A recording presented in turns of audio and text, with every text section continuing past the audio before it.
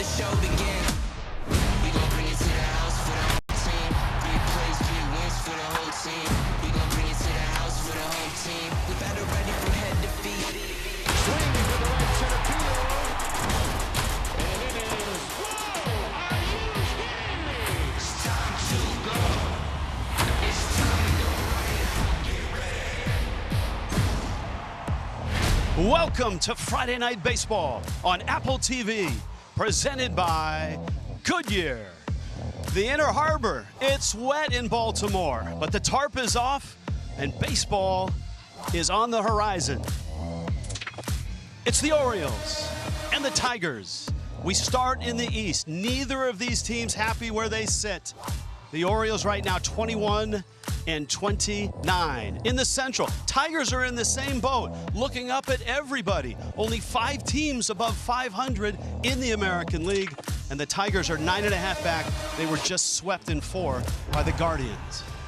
Hi, everybody. Rich Waltz, Ryan Spilborgs, Trisha Whitaker joins us shortly. Both managers told us they feel they have a better team than their record indicates. And if they can get to mid to late June and right the ship, they got a shot, but they got to start somewhere. You got to get going. I mean, for most teams, when you're at this part of the season, it's, you know what your identity is. And for both the Tigers and the Orioles, they've been hurt. So they got to go at this point. And I think both teams have the ability to turn things around, but they're going to have to start today.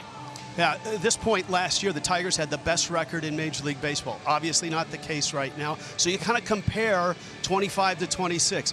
Spencer Torkelson, kind of an important part of the offense. He had that big jump last year. Huge jump for Spencer Torkelson. Made a couple of adjustments in the offseason, and you see the numbers. I mean, 21 home run increase from 2024 to 2025. Only Cal Raleigh, the big dumper, had more. And for Spencer Torkelson this season, he's doing a lot of the same things he did a year ago. So you'd expect to see some of these home run numbers start to increase because the hard hit percentage, the barrel percentage, and now he has this launch angle sweet spot percentage, which is the best in the major leagues. That's fantastic, but he's doing his damage in a small window, and homers come in bunches for a lot of players.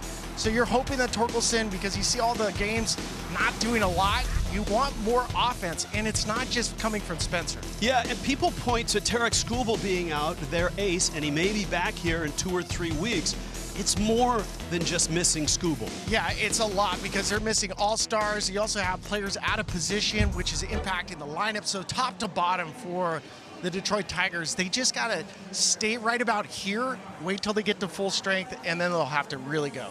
Regression is not a new series on Apple TV. It's what the Orioles have faced this year going back to last year. In fact, you go back to the middle of 2024, that's when the decline has started. There's a lot of people that thought the Orioles were on their way to their first World Series, and it has fallen off drastically. They're about 22 games below 500 since July 1st of 2024, which is wild to me because of the talent on this team. And Gunnar Henderson, this has been one of the league's best players.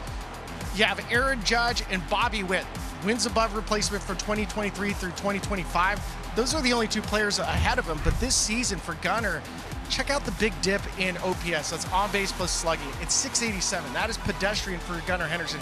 He is far too good of a player to be doing this, and there's a good reason why. He's been struggling from his offensive approach. Made some mechanical adjustments that are leading to these numbers. Pull percentage is way up, fly ball percentage is up, chase percentage is up, strikeout rate is up, but he's feeling really good about the changes he just made because now he can get to the baseball a lot more frequently. We were feeling pretty good when they pulled the tarp behind us about 20 minutes ago. So we got baseball. And the Orioles have Jackson Holliday back, and he's back at second base. When we get back, Trisha Whitaker talks about one of the bright young stars in Major League Baseball. Tigers and Orioles coming up.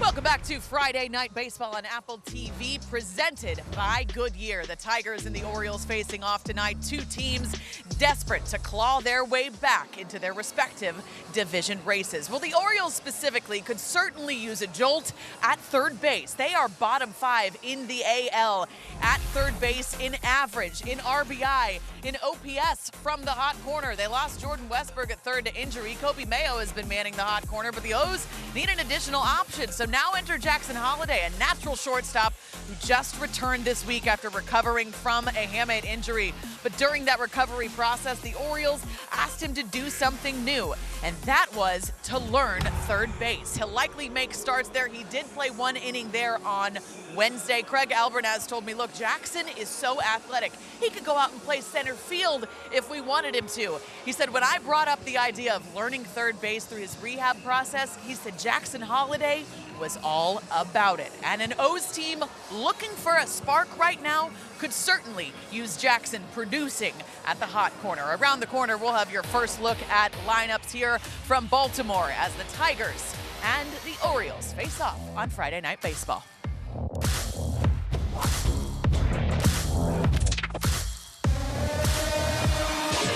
Bradley Rutschman, time to face the wings of death.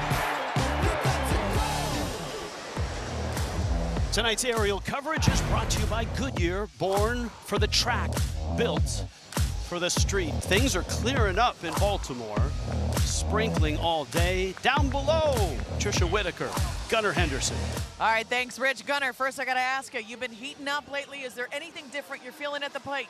No, finally just the work I've been putting in, the results start to follow. I felt great for about 2 weeks now, so yeah, just the results are starting to show up. We love to see it. Speaking of results starting to show up, a 10-game homestand coming up for you guys. How badly do you want those results to start showing up that you know you're capable of getting? Yeah, obviously for the team, we need to get some more wins under our belt, so yeah, hopefully this 10-game homestand will get us going. Gunnar Henderson, we appreciate it. Go have fun. Thank you. Guys, back to you. All right, thank you, Trisha. A.J. Hinch and the Tigers have lost 6 straight, 14 of their last 16, swept in Cleveland in a series in which they had 8 runs and 23 hits in 4 games. But for the Tigers, their schedule kind of opens up a bit for the next week and a half, and here's the lineup. And there's a little bit of a change in the 3 spot. It's going to be Keegan Aiken who's going to start this game. Chris Bassett will then come in. So you got McGonigal, Dingler, and Jahmai Jones maybe for an at-bat. Riley Green in the cleanup spot. Torkelson, Perez, McKinstry, Gage Workman, and Hao Yu Lee gets a start at second base. Both these teams took it on the chin this last week. The Orioles swept at Tampa Bay.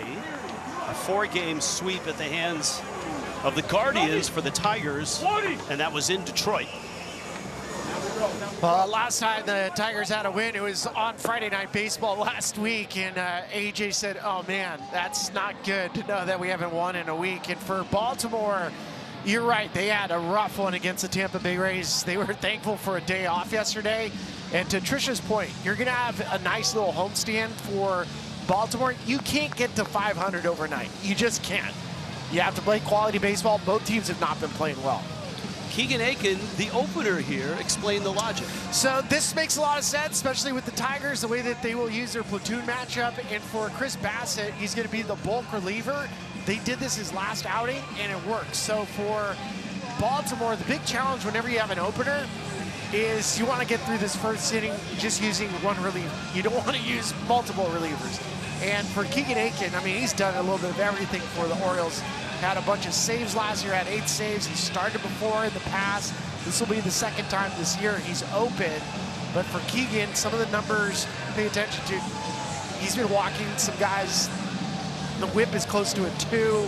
When you think about this first inning, trying to get through it nice and easy, it's going to be really important to be just clean and efficient. And our thanks to BetMGM for those starting lineups. And the opener, Keegan Aiken. Chris Bassett was warming up right next to him in the bullpen. And the Orioles are hopeful that Aiken come out, be sharp, get some outs, and get the baton to Bassett, where he pitched very well coming in behind an opener. You see the clouds still above, but this is as clear as it's been all day. McGonigal steps in, rips one to right. That ball's deep. That ball's gone. Hello, Kevin McGonigal, his third. And if you're going to start right now, right here, that's a great way to begin. I mean, anytime you see the first pitch of the game and you make it 1-0, that's a perfect start for the Tigers. This kid is special. He has more walks and strikeouts, and we've been talking about his power. It's going to come because he's such a good contact hitter. First pitch he sees just spins it right around, and that's preconceived. Guys, think about that. Dylan Dingler now. The good part about an over, you can get 3 outs and get to your starter. The gamble, though, is if your opener struggles in the first inning, what do you do then? Do you go get your starter and bring him in the first inning, or can you wait to the second inning? Hopefully that's not going to be a big challenge for Craig Albernaz, and that's all the damage that Keegan Akin gives up this inning. Dingler terrific behind the plate and has production at the plate. 9 homers, 10 doubles. Akin, his second opening assignment this year. It's fouled back. Well, McGonigal's swing, it's short, it's compact, and he just gets barrel to baseball. And as I talk about, usually when leadoff hitters, you're in the scenario, in your mind, you're like, you know what? If he throws me a fastball, I'm firing. That's exactly what happened. He probably had in his mind, he could picture, if Keegan Akin throws me a first pitch fastball, I'm going to let it eat. 394 feet.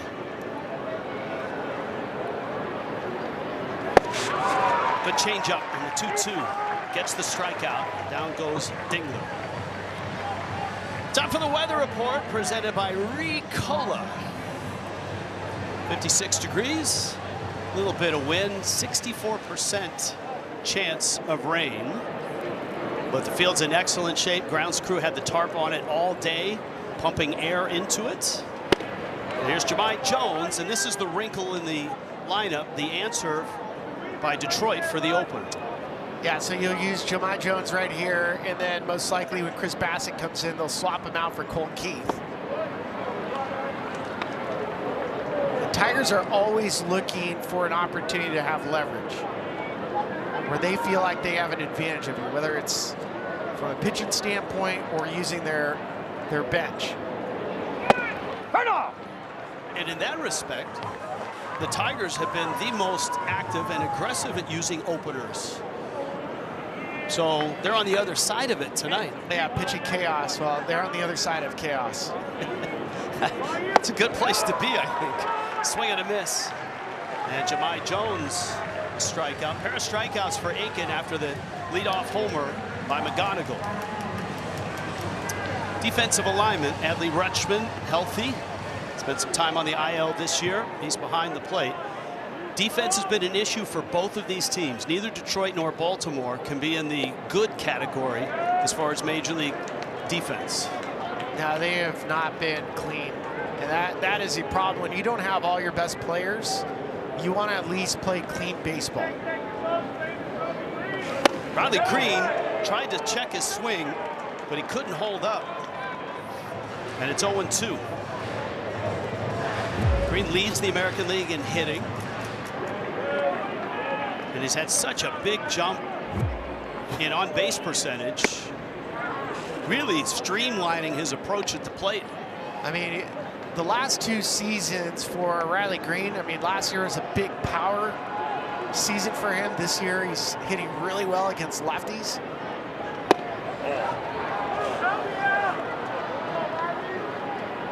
Two and two.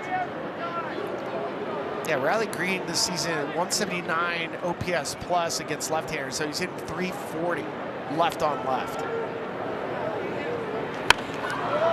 You saw that ball 2 actually clipped the zone. This is a really low leverage spot here in the first inning. It's 1-0.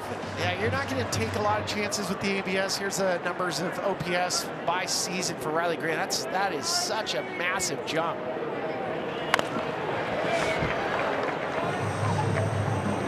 360-point increase in OPS left on left.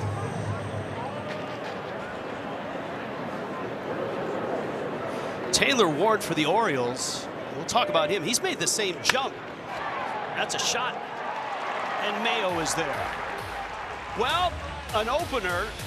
And Kevin McGonigal jumps on the opening pitch. It's 1-0 Tigers. I bet MGM. And here come the Orioles. Adley Rutschman hits so well at home, and they've got an on-base machine, at least this year, in the leadoff spot with Taylor Ward.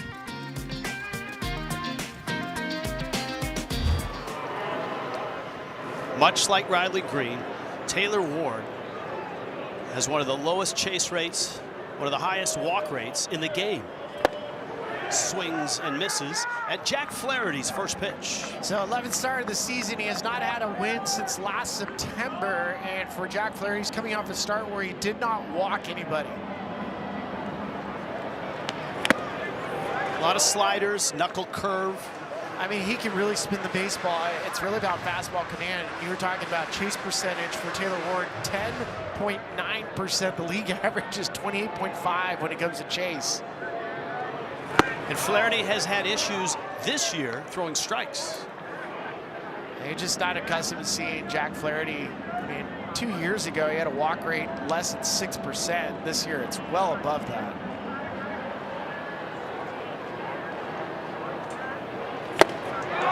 And he gets a strikeout. Down goes Ward. Let's take a look at our scouting report presented by Car Shield for Tiger star Jack Flaherty. Don't walk this way. Talking about the walks being an issue for Jack. Throwing first pitch strikes. Did throw first pitch strike to Taylor Ward. And we know Jack. Tigers need a quality start. And this guy has been an elite pitcher for a long time.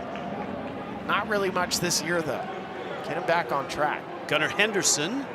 Breaking ball is low. Henderson in the 2 spot. Some feel Gunnar may be trying to do a little too much this year. It's understandable. I mean, you're trying to hit for power, put the team on your back.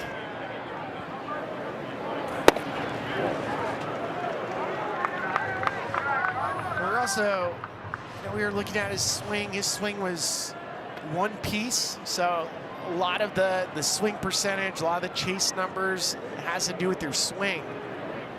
That's smoked into the corner. Fair ball. Quick hop. McKinstry has it. And Gunnar's got a double.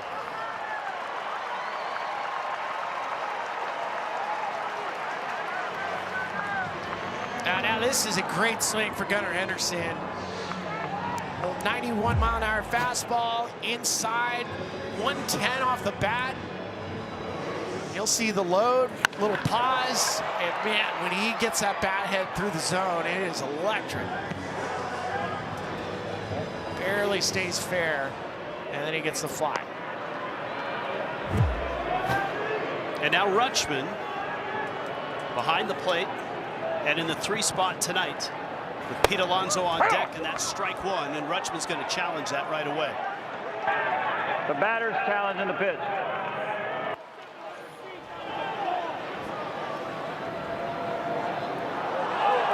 ABS strike. Powered by T-Mobile.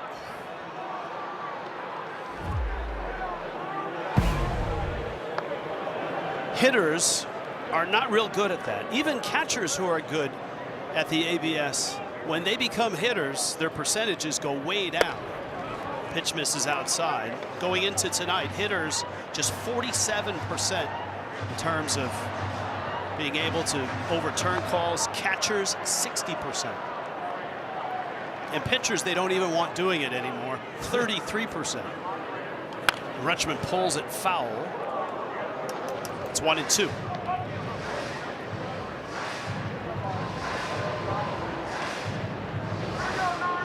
Flaherty making his 11th start. Gunnar Henderson, a 1-out double. Alonso on deck. And Rutschman fouls that one off. Rutschman made an adjustment to his swing last year and ended up pulling both obliques. has kind of reassessed things and made another adjustment this year. You just don't hear about a player pulling both obliques in 1 year.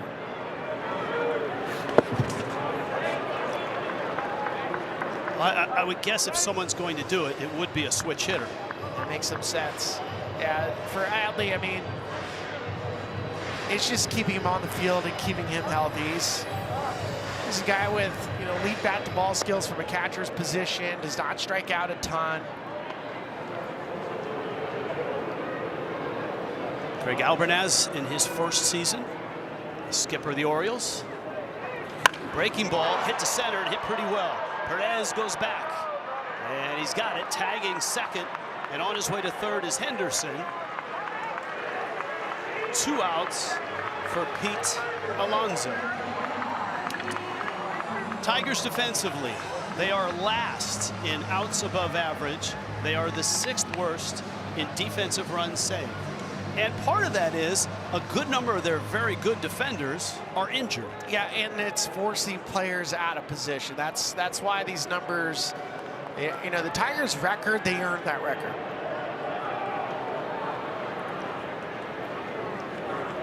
Now Alonso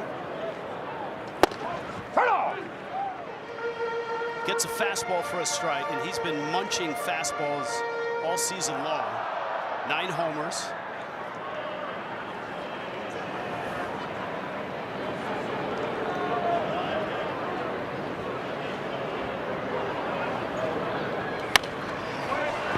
He's behind the count, 0-2.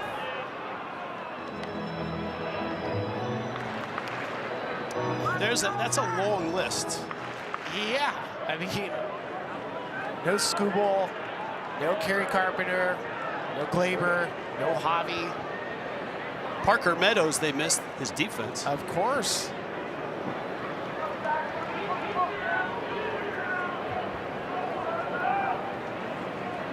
Flaherty, Henderson at third, 2 outs. And Alonso fouls it back. You look at the last week for Pete Alonso, he's been swinging the bat really well. 321, a couple doubles, a homer. And when he's right, when Pete Alonso's right, he drives the ball to the right center gap.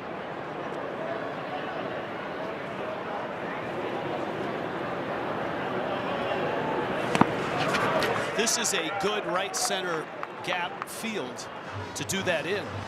Yeah, I mean, last year, 2 years ago, when he had Baltimore, where the wall was way back there, he didn't want to pull the baseball. If you're a left-handed hitter, you never want to go opposite field. If you're a pull hitter, you did not want to pull. But right center has always been wide open. 1-2.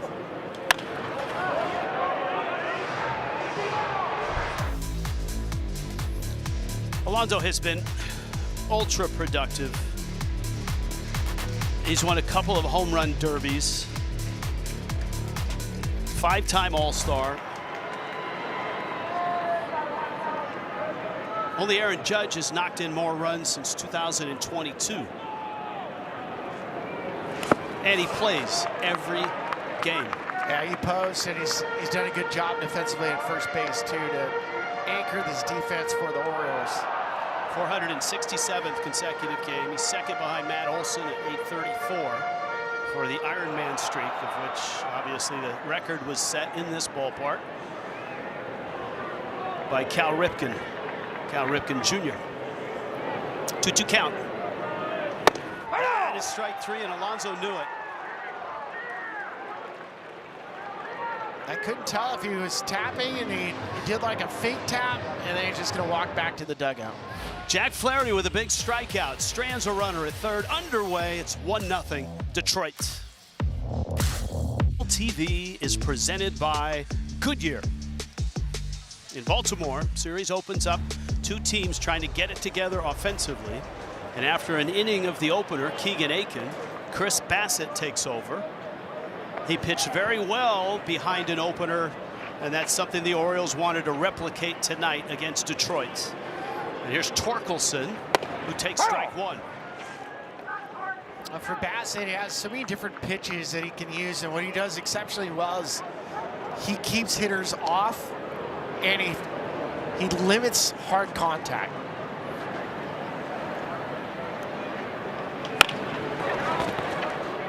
Henderson, long throw, gets him. And he gets a lot of ground balls. He's got a terrific sinker. That's an out pitch and a strikeout pitch. Yeah, ground ball rate this season's right around 45%. And the barrel percentage I was talking about, so anything about 95 miles an hour with that ideal launch angle, he has hitters less than 4% of the time making that quality contact.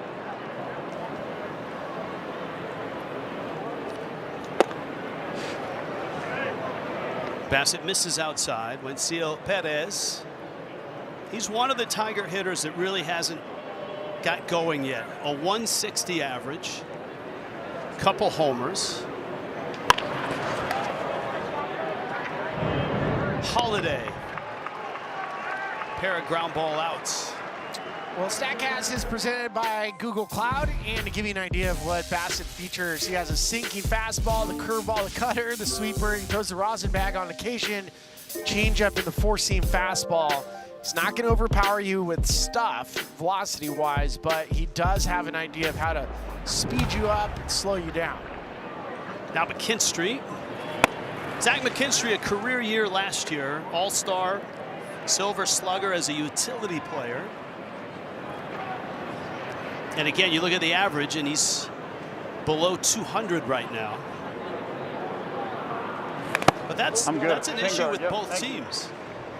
In getting swept by Cleveland at home, the Tigers in those 4 games averaged 2 runs and 5.5 hits a game.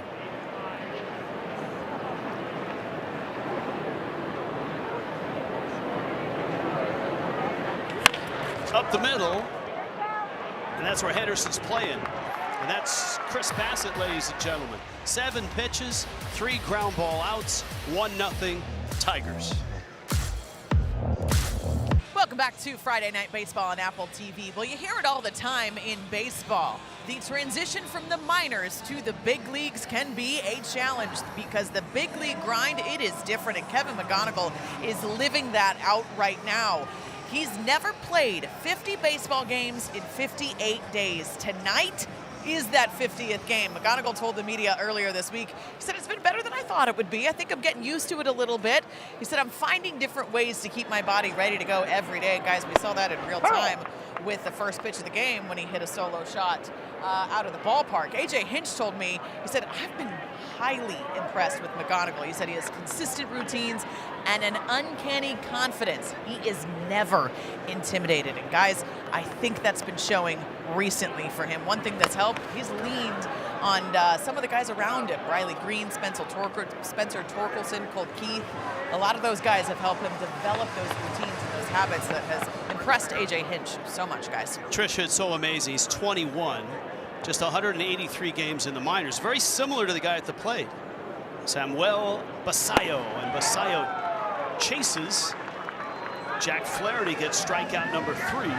There's 1 out here in the bottom of the 2nd. That's a really nice start for Jack Flaherty. He's throwing a lot more strikes. The four-seam fastball up above the belt for Sam. But to Trisha's point, for a lot of young players, the grind of playing every single day, it can be overwhelming. You have to have some veteran players that can take you under their wing, maybe give you a suggestion. Hey, line shot into right. Taveras. It gets to the wall. He's got wheels. McKinstry picks it up, and that's a double. Second double of the night for the Orioles. Henderson doubled with 1 out in the first, and Taveras has done the same here in the 2nd. 7th double of the year for Leote. Just gets a pitch up in the zone, right about belt high where he likes it. And he's off to the races. Fastball velocity for Jack is down about 1.5 miles tonight so far.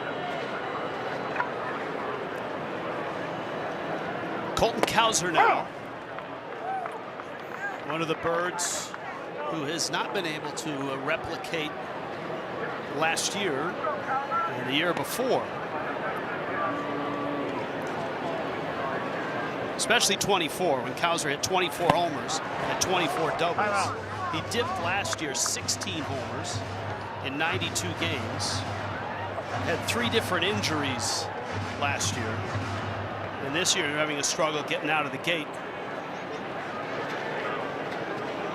You see the progression or regression in the last 3 years. Swing and a miss. Well, that high fastball is working. This is why it's so important for Jack Flaherty to get first pitch strike. So you got first pitch strike with the slider, then he went knuckle curve.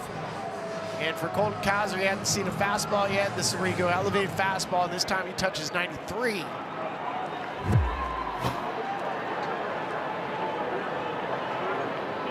Now Mayo,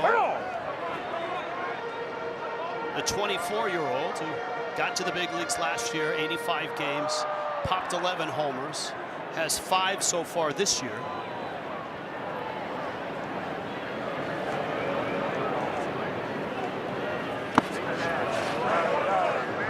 He has big-time power,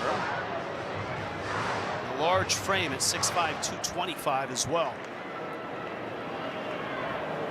As Tricia talked about at the outset, one of the guys manning third base right now in the absence of Jordan Westberg.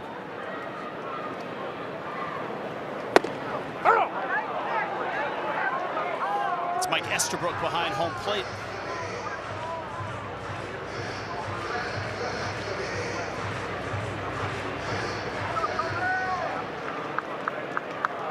Orioles burned a challenge and Adley Rutschman at bat earlier.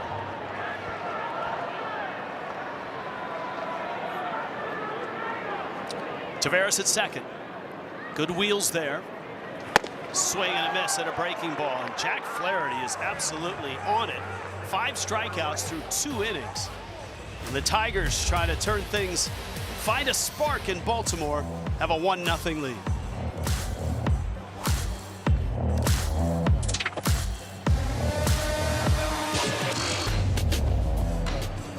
Welcome back. Friday Night Baseball, Apple TV. Tonight presented by Goodyear. Along with former Rocky Ryan Spilborghs, Tricia Whitaker, I'm Rich Waltz, Camden Yards. Tarp was on all day. Baseball going on all night. Thankful that the weather has cleared. And you got Gage Workman, Hao Yu Lee, and Kevin McGonigal, 8-9-1 in the Tiger order. McGonigal, a leadoff homer on the first pitch of the game, and that one is smacked to right field. That ball's deep, bangs off the top of the wall. Workman around first. He's got a double.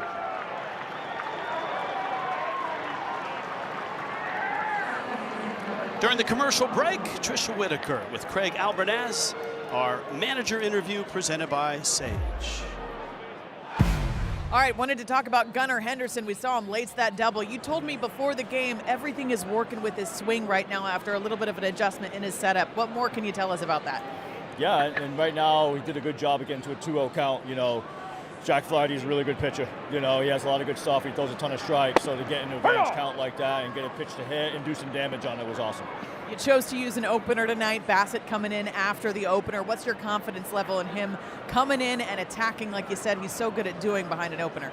Yeah, that's what he's shown in the second inning of work, his first inning, just throwing strikes. And with Bass, he has to throw all of his pitches in the strike zone. You know, his calling card is, you know, his arsenal and also being unpredictable with his arsenal in the strike zone. Appreciate the time. All right, thank you. Guys, back to you. And the Tigers have their second run out of the 9 spot. Hao Yu Lee, his bat has started to spark to life.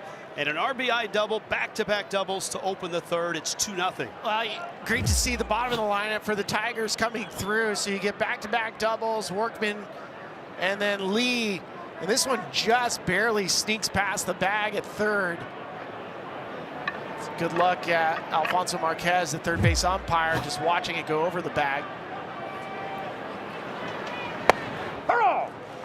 McGonigal takes a breaking ball for a strike.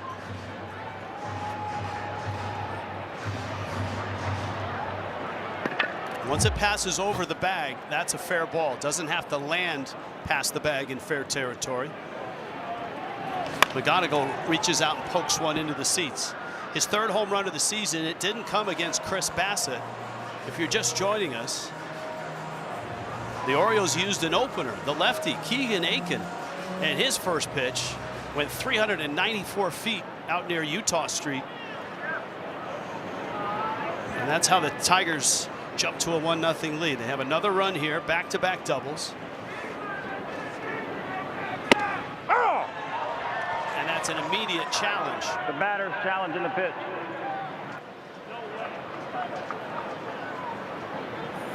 ABS challenge powered by T-Mobile. Tell you what, 21 years old and you have this command of the strike zone. Pointed out, McGonigal has more walks than strikeouts this year.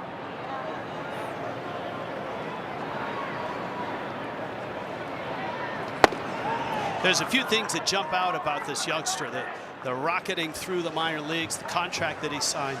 The other thing is his hero growing up. One of my favorites, Chase Utley.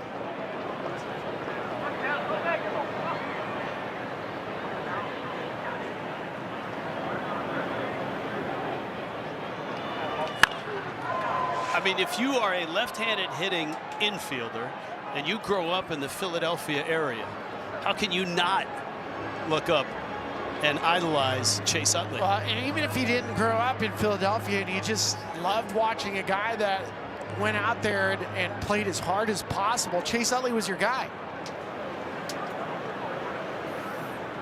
That 21 years or younger, that stat you pointed out, you just don't see it. 2-2. That will not be challenged. That's strike 3 call. Now, this is what Chris Bassett can do really well. He throws this two-seam fastball inside towards the hip and then let the movement work itself back into the strike zone. So just caught McGonigal. Good pitch. Dingler now homered yesterday off a slider. Kind of gets jammed. I don't know if it hit his foot or not. No umpire has said foul ball yet. And Bassett's got the ball. Have you seen an umpire say foul ball yet? Nobody said anything. Bassett's coming to the plate. I don't know if he's just going to tag Dingler. Dingler doesn't want to admit it didn't hit him. I have never, ever seen this before. None of the umpires signaled anything. A.J. Hinch was already out of the dugout before Bassett touched him. And if the umpires don't say anything, that means it's in play. Let's see what in the world just happened. So Dingler swings, kicks off right in front of home plate. Dingler slaying and hit his foot. Or at least... Oh, it did. It did. It caught underneath his foot and his spike.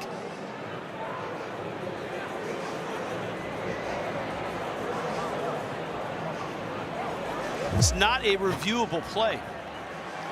Wow, that's one of the stranger outs I think I've ever seen. And I don't know, I mean, look, Jonathan Parr is the first base umpire. That's impossible for him to call. He's 120 feet from home plate. That's one of those plays where you think, you know what?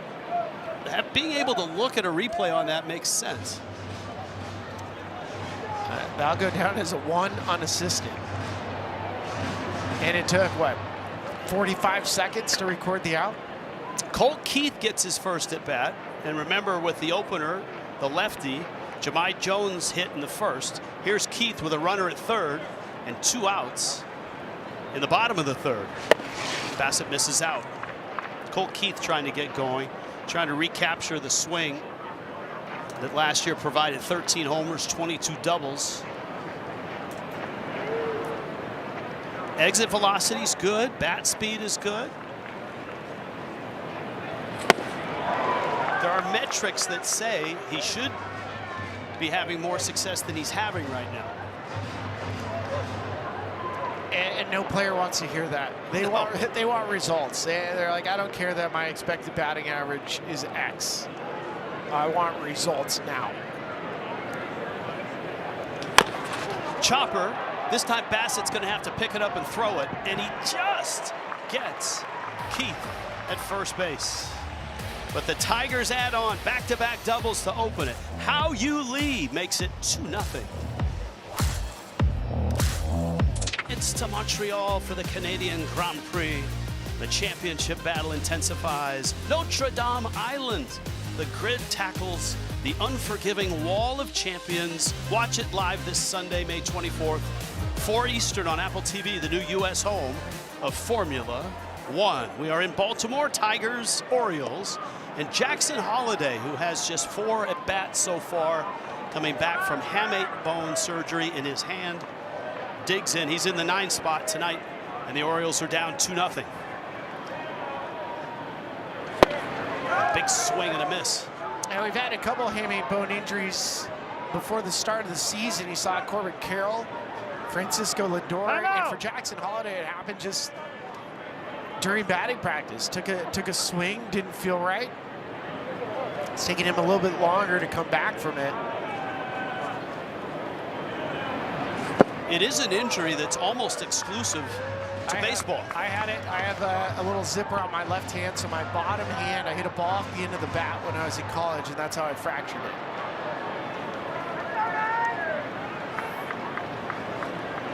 Jack Flaherty has been sharp, and Holliday rips one to right, and it falls for a hit. McKinstry plays it on a hop. During the commercial break, Trisha Whitaker, AJ Hinch, our Sage Managers interview.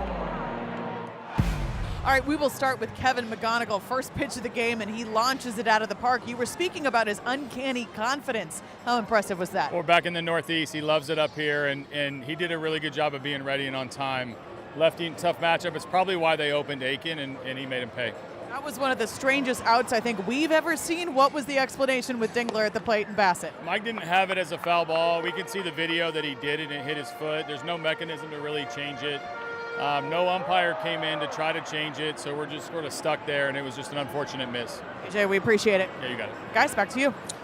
Thank you, Trisha. That's a very level-headed manager, right? Counts 2-0. Here's a play that AJ's talking about, and he can understand. I mean, it's the field, the clay is damp, so it's hard to hear.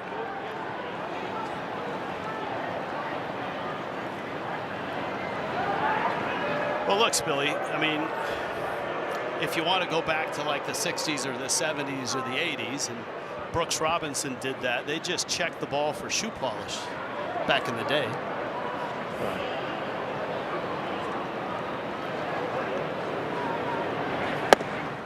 Taylor Ward takes a strike. Ward struck out back in the first. Jack Flaherty, 5 strikeouts.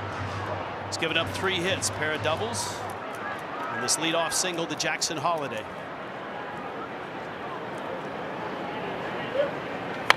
How does a guy like Ward, or even Riley Green, change his on-base percentage so drastically in the middle of their career? I think a lot of it has to do with the ABS system.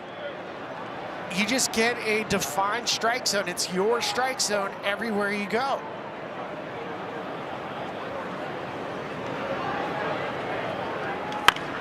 So you don't have to worry about which umpire is behind home plate before. I mean, you'd have to look it up.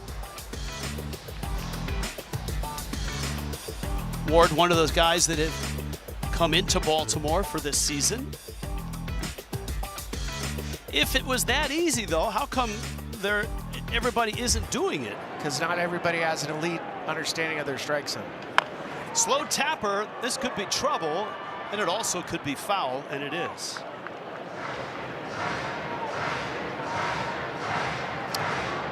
.21% walk rate for Taylor Ward is the best in baseball. The chase percentage, basically the best in baseball. So he's just forcing you to throw strikes. That's it. I mean, in theory, every hitter should be forcing a pitcher to throw strikes, but you have to know what your strike zone is, and you have to know what pitches you can handle. And right now in this era where batting average is so suppressed, that holds a lot of value, that ability to get on base. And as I forget which manager told us, when you're slumping, I guess it was Craig Albernaz talking about Ward, when you're slumping, you still have to be able to go down and touch first base. It's a nice way to put it. Holiday not a big lead. Ward takes strike 3 call.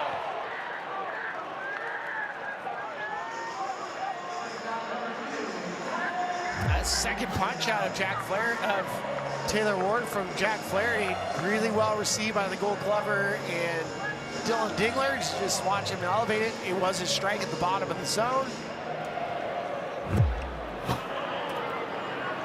Henderson now doubled back in the first. We've seen a couple of Oriole hitters hesitate on called strike 3s and think about a challenge. But remember, they lost a challenge from a hitter, Rutschman, in the first inning.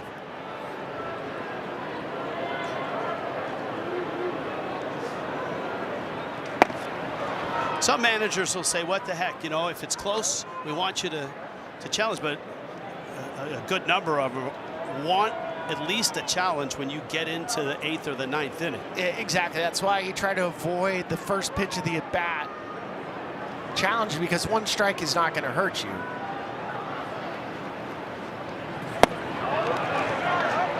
And we're seeing teams, you know, the only time you really want to challenge as a hitter is in a leverage situation. Second and third, an opportunity to change a result from a strikeout to a walk. Henderson, who had a shoulder impingement, and he played through it all of last year. Swings and misses there. And it's 2-2.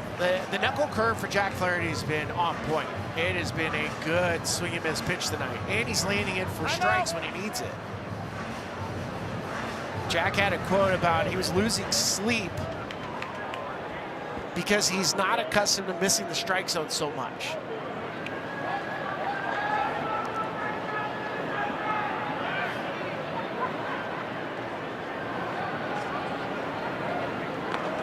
Holiday chase back. I know people have said, you know, they need Gunnar to do more. He's still in terms of production, he's got 10 home runs. He's got 10 doubles.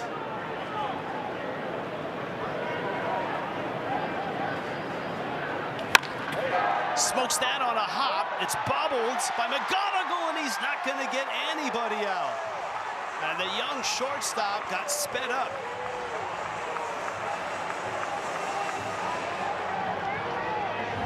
Now McGonigal, it's hit hard off the mound. You get the in-between hop. In his mind, he was probably thinking to go to second up front. Never really secured the baseball after the funky hop, and then just time to eat it. I think he was almost like he was expecting a short hop and didn't get it. That's a 5th error of the year for Kevin McGonigal. Now Rutschman. Again, both these teams have had trouble scoring runs this year, and both these teams at times have had trouble playing catch.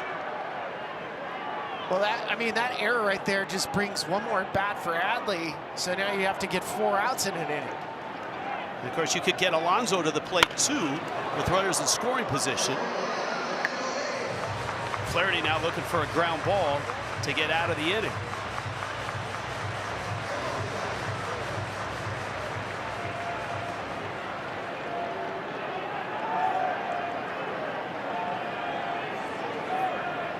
We have 2 of the very best defensive catchers in the game standing around home plate right now with Dingler and Rutschman. Dingler was a Gold Glover last year. Rutschman is so good in just about everything in all 4 disciplines for both these guys: throwing, framing, blocking, calling a game. And you can actually add a 5th discipline now for catchers, and that's challenging ABS. Yeah, I think that's fair to say it.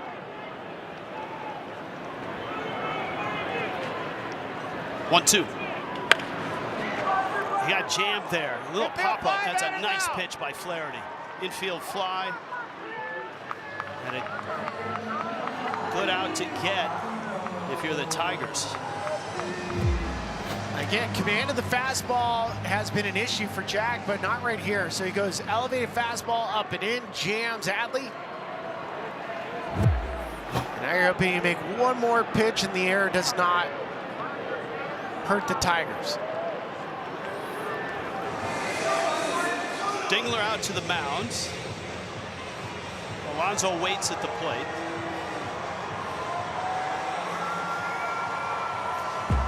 Remember the the strikeout. Alonso tossed the bat. He was thinking of challenging. He knew they already expended one, and he decided not to. And he would have, if he would have challenged, he would have got it right. And the weird part about that, it looked like he felt he walked, but it was a 2-2 pitch.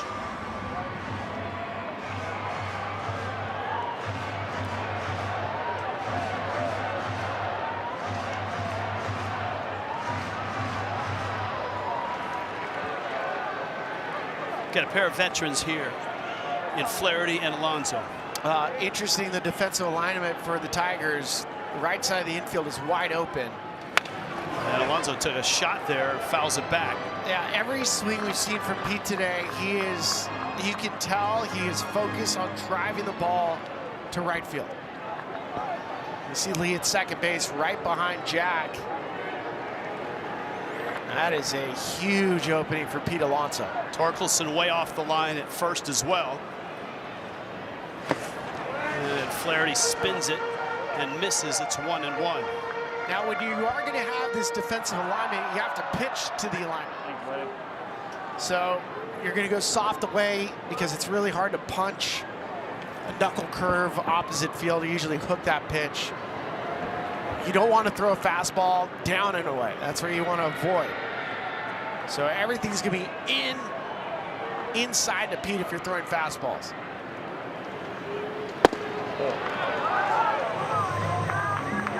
Two and one. A run in the first for the Tigers on the McGonigal leadoff homer.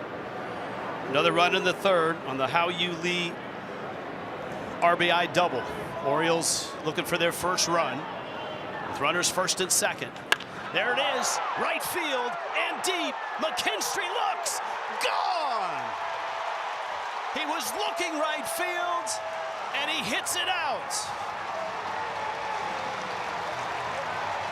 And just like that, it's 3-2 Baltimore. A polar bear just showed up. They took advantage of the air. And you can just see it, the entire at-bats that he's had. His first at-bat, second at-bat. He was not looking to pull anything from Jack Flaherty. Now this pitch, you're going to see it and you're going to say, wait, a fastball up and away off the plate? He just hit this for a homer? Yes. That's what polar bears do.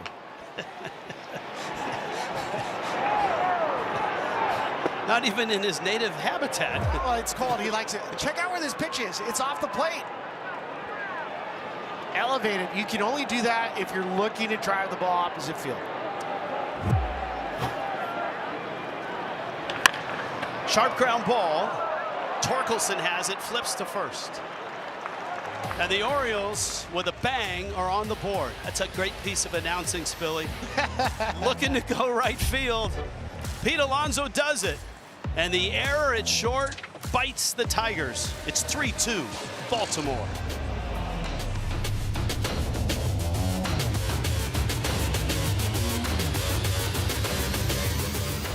Off contention. Columbus Crew hosts Atlanta United. All coverage exclusively on Apple TV. In Baltimore tonight, two teams struggling to win games, struggling to score runs, have combined to put 5 on the board in the first 3 innings. And Riley Green leads it off for the Tigers. Lined out his first time up. Chris Bassett with a breaking ball that misses outside. Bassett pitching behind Keegan Aiken, who was the opener tonight. He gave up the home run to Kevin McGonigal and pitched just the 1 inning. Green fouls it back. The number of Tigers on the injured list, we showed you that list, and it takes up almost the whole screen. And some key players there. Obviously, Gleyber Torres, Javi Baez, both all-stars last year, by the way. In fact, the Tigers had the most all-stars in all of baseball last year, 6. 4 of them were starters. If you were to combine Tigers, Orioles, and even going back to last Friday, the Blue Jays, you put their 3 injured lists, I mean, it reads like a novel, like War and Peace. Green, a line shot into center field. He's just had terrific at-bats all season long. Let's check in with Trisha Whitaker. Trish? Yeah, guys, we just saw Pete Alonso hit that 3-run home run, and we know he struggled to start the season, and perhaps no one was more vocal about it than Alonso himself, holding himself accountable. But as Craig Albernaz told us before the game, he said Pete is back to being Pete. He said he's taking walks, he's getting the hits, and he said, listen, he's also saved us a lot at first base this season. He's crushing it at first. He said he worked so hard during the spring at first, and he said even still today, he is constantly working. So guys, I think everybody in baseball, maybe except for the Tigers tonight, is happy to see Pete Alonso back to himself. Tricia, you bring up a great point.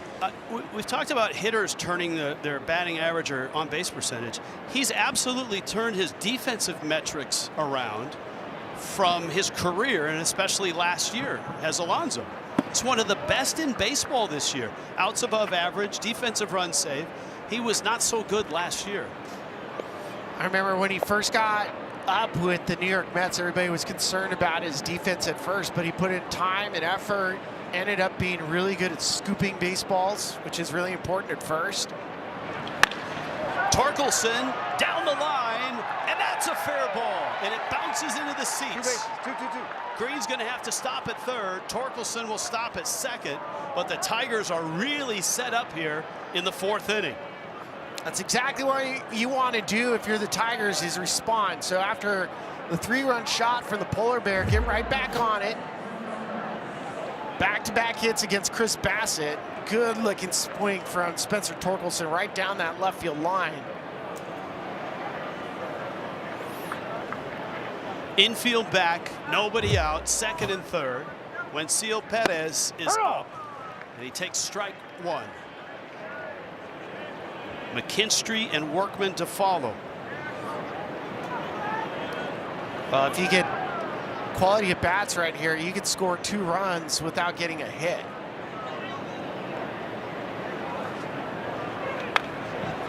You're looking for a ground ball to second or first. That should score Riley Green.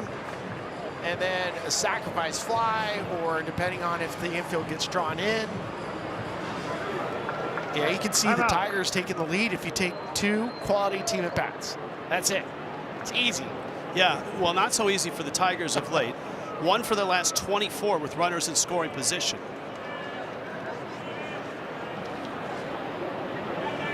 That is strike 3 call. Situational hitting has been a mystery to a lot of hitters over the last 5-6 years. That's an art form that is really been diminished in Major League Baseball. Yeah, there's the hip shot, 2-seam fastball, just locks up Perez. This is where, you know, a guy like Chris Bassett, he was drafted in the 16th round back in 2011. This is what makes him really good. He has ways to get out of it. That one pulled to the right side. Alonso's going to come home. Throw, not in time. And the Tigers tie it up. A gamble by Alonso. A sweep tag by Rutschman, but Green got under it.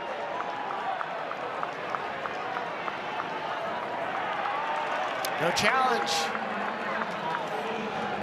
Tough decision for Pete Alonso. He gets the in-between hop. He probably at that point, because you can't carry your momentum, just to get the out at first, made it really close with the throw. But this is why 1 out is a contact play. So anything, the second the ball is hit, Riley's on the move. It's an RBI for Zach McKinstry, and here's Workman, who doubled in the 3rd.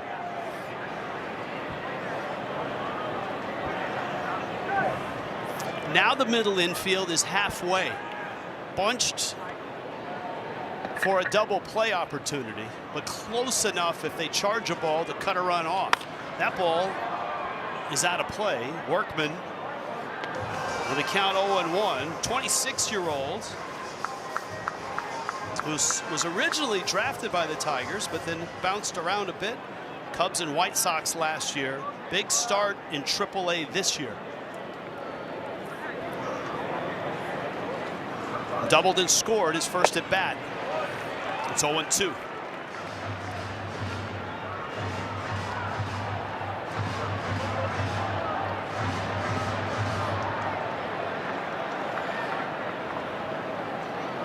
Tigers like this guy. 26. Big breaking ball, a swing and a miss. Bassett gets the strikeout, still first and third. And now Hao-Yu Lee is the hitter. He goes big, slow breaker. I mean, that's 71 miles an hour, and Gage just cannot sit back. Lee doubled his first time up, and he takes a strike. Rutschman had to reach across to catch that one. Chinese Taipei, Taiwan. Tigers did something pretty cool earlier this year. They were able to arrange for Lee's family to come and watch a baseball game, which you can imagine the logistics behind that, trying to get the family over, sync it up.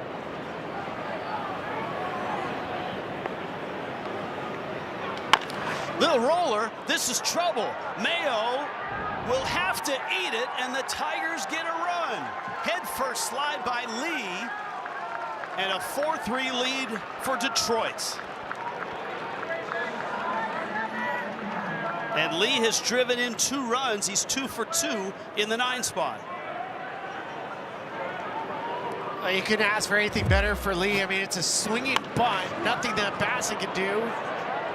And for Kobe Mayo, he knows. He was like, I'm not going to get him. Don't risk a throw down the right field line. McGonigal now, and he takes outside. So here are the Tigers that average 2 runs and 5.5 hits a game, and getting swept by 4 at home against Cleveland. And they've got 4 runs and 6 hits already in this game. First and second with 2 outs, and that's in. McGonigal's sitting on a 2-0 pitch. His 3rd home run on the first pitch of the game.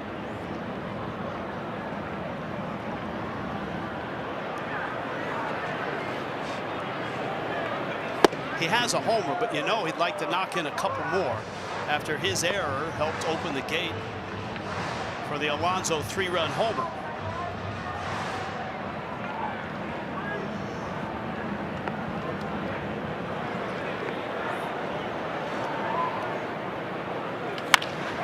On a line, but right to Alonso. But 2 more for the Tigers. 4-3, Detroit back on top. Coverage tonight in Baltimore, brought to you by Goodyear. The Goodyear drone cam, Spilly. Beautiful. I love the Inner Harbor.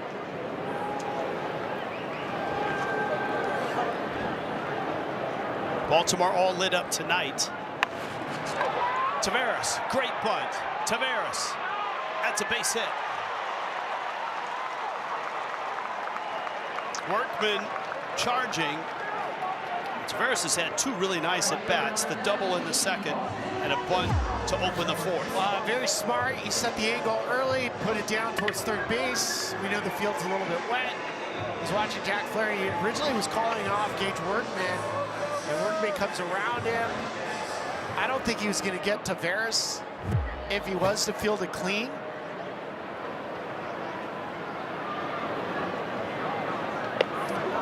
Hauser trying to bunt. At first, it looked like he was going to put it down third. Then he swung the bat towards first.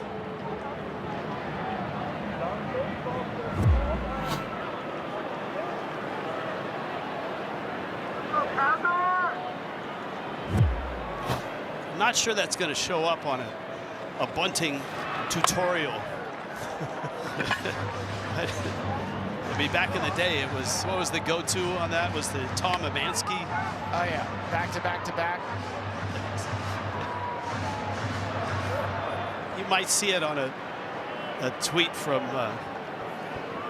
Jerry Weinstein, the great coach and a major league instructor. Pitch inside, snap throw. Taveras is back. Cowser's one of those hitters where has a good year, then gets banged up. And it's one thing to try to duplicate your swing from the end of one year to the next. It's another thing to try to go back 2 years and recapture what you once had.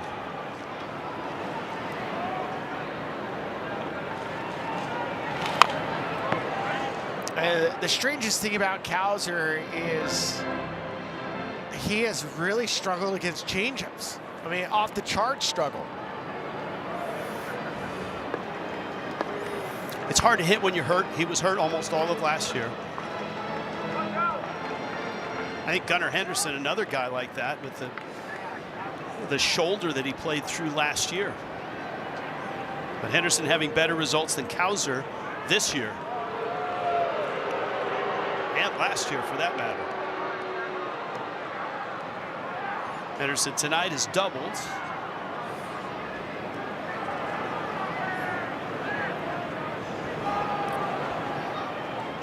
A bunt for a hit. Cowser, runner goes, good jump. And Cowser fouls it off his foot. No doubt about this one.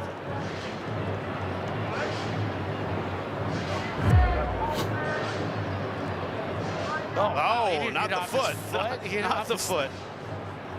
So not the foot. Yeah, it's his kneecap.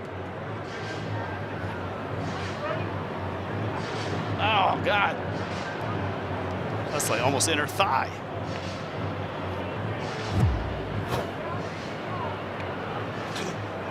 Where do you go if you're Flaherty after you've seen that? Off-speed pitch away.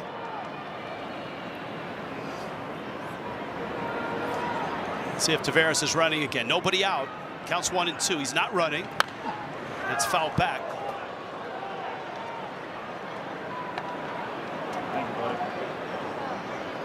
Jack Flaherty came out smoking hot. He struck out 5 of the first 6 outs. Gave up a couple doubles there.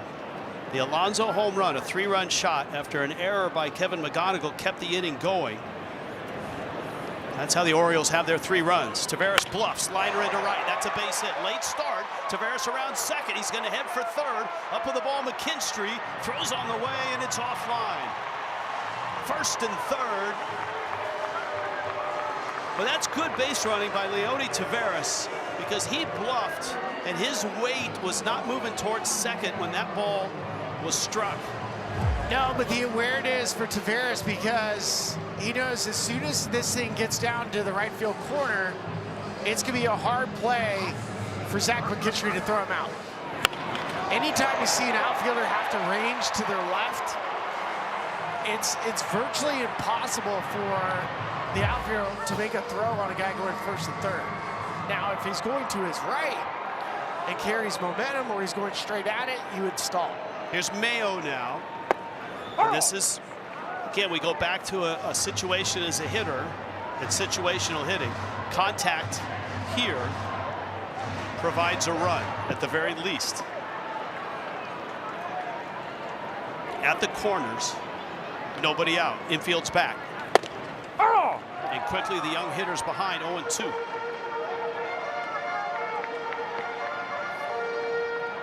You can see some of the Baltimore Orioles hitters are the reserve in challenging pitches since they've already lost one. They lost it in the first inning on an Adley Rutschman challenge. And Rutschman was not behind the plate, he was at the plate.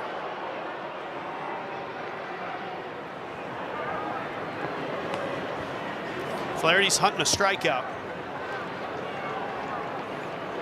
He struck out Mayo on a big breaking ball in the second.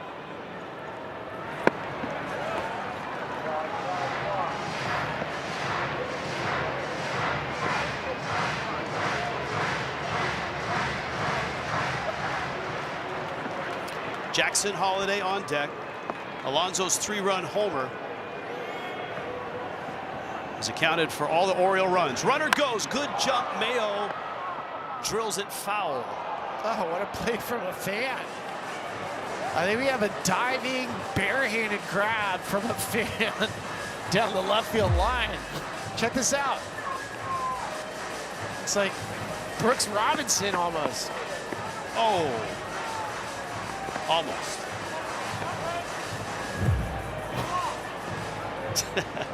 All's well that ends well. Almost Brooksy.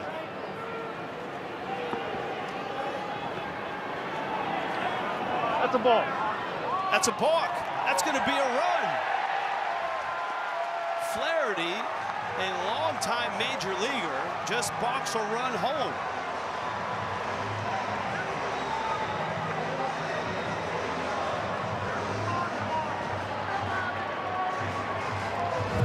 Wow.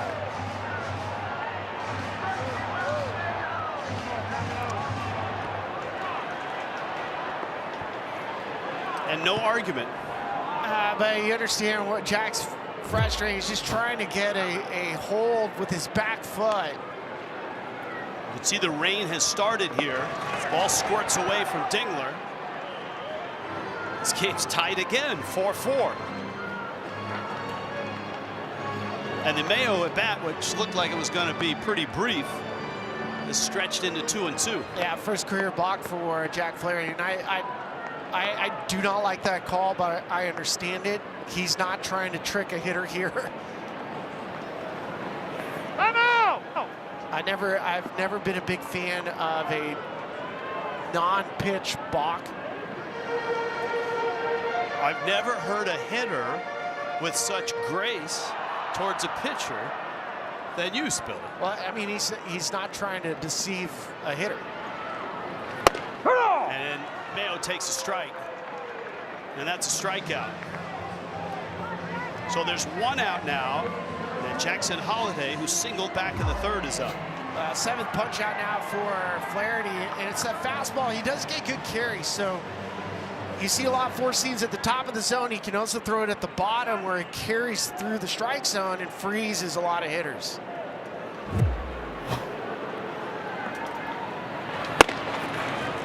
Now Holiday singled and scored in the third on the Alonso home run. It's been a sloppy game defensively for the Tigers. The error by McGonigal, the balk here by Flaherty. Breaking ball for a strike. It's 1-1.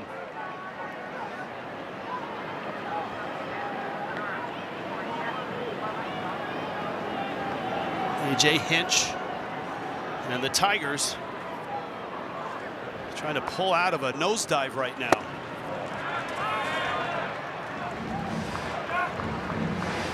They've lost 14 of their last 16, 6 straight. Outscored 79-38 in those 6 games. But a 4-4 score here. Tiger bullpen active. High fly ball into the corner. Green is there, looks up, and it's gone. Oh, wow. You had to wait for a second there. Green got to the wall, right up against the foul pole, hoping it would bend foul, and it stayed fair.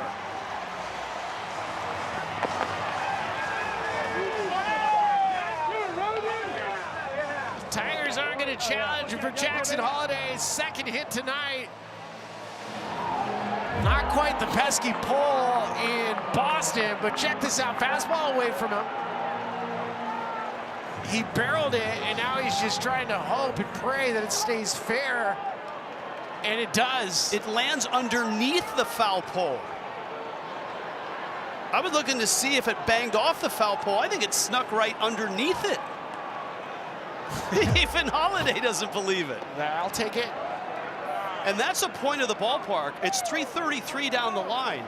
It quickly jets out to 373. That's the only place it could go out. In left. Liner into left. A 6-4 lead for the Orioles. And Taylor Ward has a hit. Well, check out how close this is. Look at it. It nestled right underneath it. Look at that. That's crazy. I love it. Great camera work from our crew. The other week we had in Major League Baseball, a home run that hit the top of a foul pole. That hit the bottom. Pitching change in Baltimore.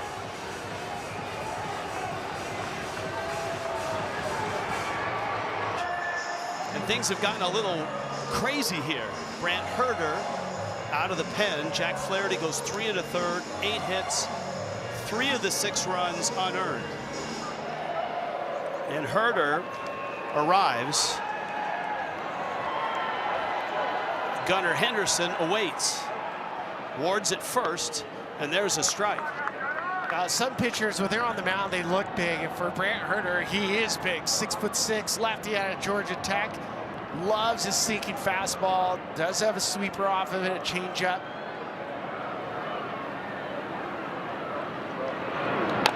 Henderson fouls it at the plate. Henderson doubled back in the first. He hit the sharp one hopper that was mishandled by Kevin McGonigal at short. Back in the third with 1 out. And that kind of opened the door. Pete Alonso hit a 3-run homer later in the inning. Ward's leaning, and Herter steps off.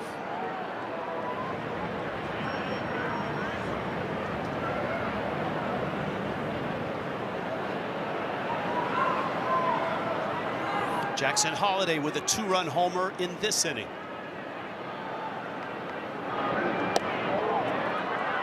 By the way, it's 333 feet down left field. The home run by Holliday, officially 337 feet, which is enough to just get it up over the fence. Yeah, front row. That's a good pitch. Yeah, good pitch from Herter. He's a big 6'6" lefty.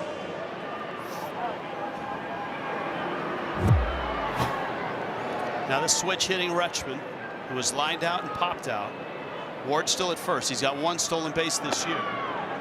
Neither of these teams run a lot. Baltimore 26 stolen bases. That's 22nd in all of baseball. And the Tigers have only swiped 20 bags. That's 27th.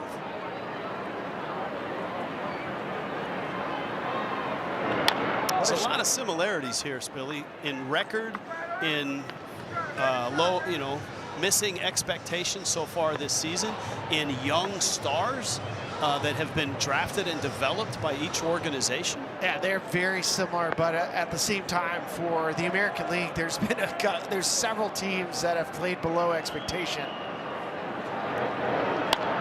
That's a liner, and that's fair. Into the corner.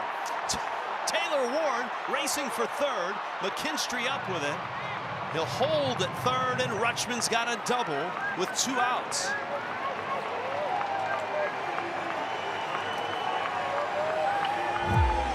And Baltimore's not done yet.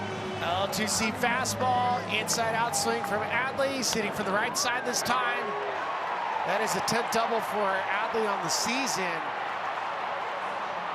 They're going to walk Pete Alonso to load up the bases. What a strange line so far for the Tigers. I mean, you go and look at Jack Flaherty, 3 1/3, 8 hits, 3 earned runs, but 7 punch-outs, no walks. The Orioles have struck out 8 times so far. Basayo, who has struck out and bounced out. Lefty on lefty here. Bags juiced. First pitch, a strike. Basayo has burst into the scene. Got a taste of him last year. 31 games last year, 4 homers. Huge numbers in AAA last year. 23 homers in 76 games. Big swing and a miss. He signed the earliest contract extension in Major League history.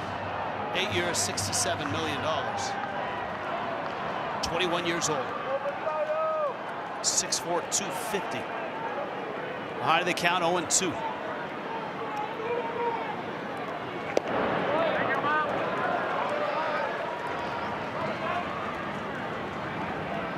Basayo's numbers left on left aren't bad. 276. Above league average OPS numbers. They're playing him towards left center in the outfield. 1-2.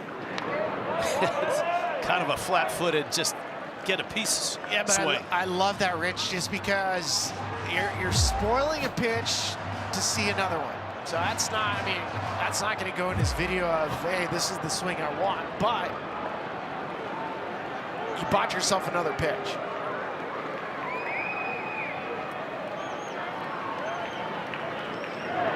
And that's the other pitch, and it's a pretty good one. 3 runs. The Orioles back on top, 6-4. Jackson Holliday, second start this year. 337, that's all he needed. More, we saw Jackson Holliday when he hit that home run light up the scoreboard, and he just returned to the lineup this week after recovering from a hamate injury. And during that recovery process, the Orioles actually asked him to do something new, which is learn third base. They were certainly hoping that he could be a jolt to their lineup, which he has proven today, but they're also hoping that they can provide them a flexible option for a team kind of desperate at the third base position. Guys, we know they lost Westberg at third, and we spoke with Craig Albernaz before the game, and he said, yeah, he might start there on occasion. He said he's mixing in at third a little bit, and he said when I went to him and brought that up to Jackson, he was all about it. He said that kid is versatile. If we wanted to throw him out in center field, we know that he could do it. Guys, that's some high confidence in Jackson Holliday. Dangler takes a strike. Hey, Tricia, weather-wise, we saw it start to rain a little bit last inning. How is it out there? Well, we have umbrellas out here now because it is definitely a steady drizzle at Camden Yards. You know, there's a low-hanging cloud deck in the sky, and the precipitation is going to last. Hey, there I am. There's my umbrella. It's going to last throughout the evening. It's been steady precipitation throughout the evening in the lower 50s here, guys. Trisha, do you know why Snoop Dogg carries an umbrella with him? Oh, no. Why, Billy? For drizzle. Oh, man. Swing and a miss. Thankfully, the at-bat ends. And, and thankfully, the drizzle has not put a dent in our Goodyear drone, which has been all over Baltimore tonight. That's a great breaking ball. Is that a fun breaker? I mean, you don't get a chance to see a lot of these. Everybody wants to throw. They're a hard curveball. Here's Colt Keith. Sprays a ground ball. Henderson. Nifty play, had to come in and to his right, and Keith is out. Bassett trying to settle in after a messy fourth, in which he gave up a couple runs. This is a great play from Gunnar. I challenge anybody at home to grab a throw pillow and go full speed and see if you can throw it across the room and hit the target. What would the target be? I don't know, a kid. The lounge chair? Lounge chair, you're a kid. Riley Green now against Chris Bassett. Remember, Bassett didn't start the game. There was an opener. He came into the second. And a fly ball, well hit, left center. Room for Taveras. He's there, and he makes the catch. And that's exactly what Chris Bassett needed. A quick pitch inning. It's the free MLB skills competition for players ages 7 to 14. Host a local competition to give kids the chance to make it to the national finals at the 2026 World Series. Visit pitchhitrun.com or scan the QR code. And while you're there, you can take home a piece of the game, bid on game used jerseys, baseballs, bases, and more at auctions.mlb.com. I don't think you can bid on the foul pole, but that's been part of the game tonight. One foul back from Leody Taveras, who has his fingerprints all over this game. A double in the second, a bunt base hit. He eventually was balked home. Chopper in the hole at short. Taveras can run. McGonigal loads up and just gets it. 21-year-old shortstop with a strong arm. Craig Albernaz wants to know, should we challenge? And the finger roll means nah. Now watch the back foot from Kevin McGonigal. You have to set it to create enough arm strength to get it across the infield, and he just barely beats him.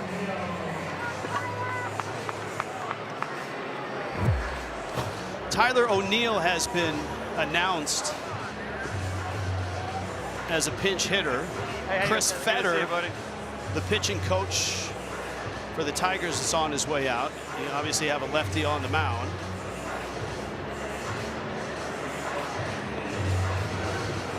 Hauser was in that 7th spot. O'Neill, the muscular one, will get the at bat. You got Kobe Mayo, another right-handed bat on deck.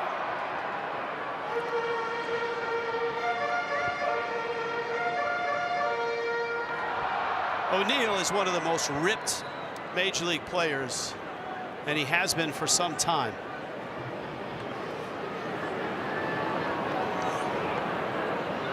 His father, a great bodybuilder, was Mr. Canada. You and I saw him at the World Baseball Classic when the hockey sweater showed up.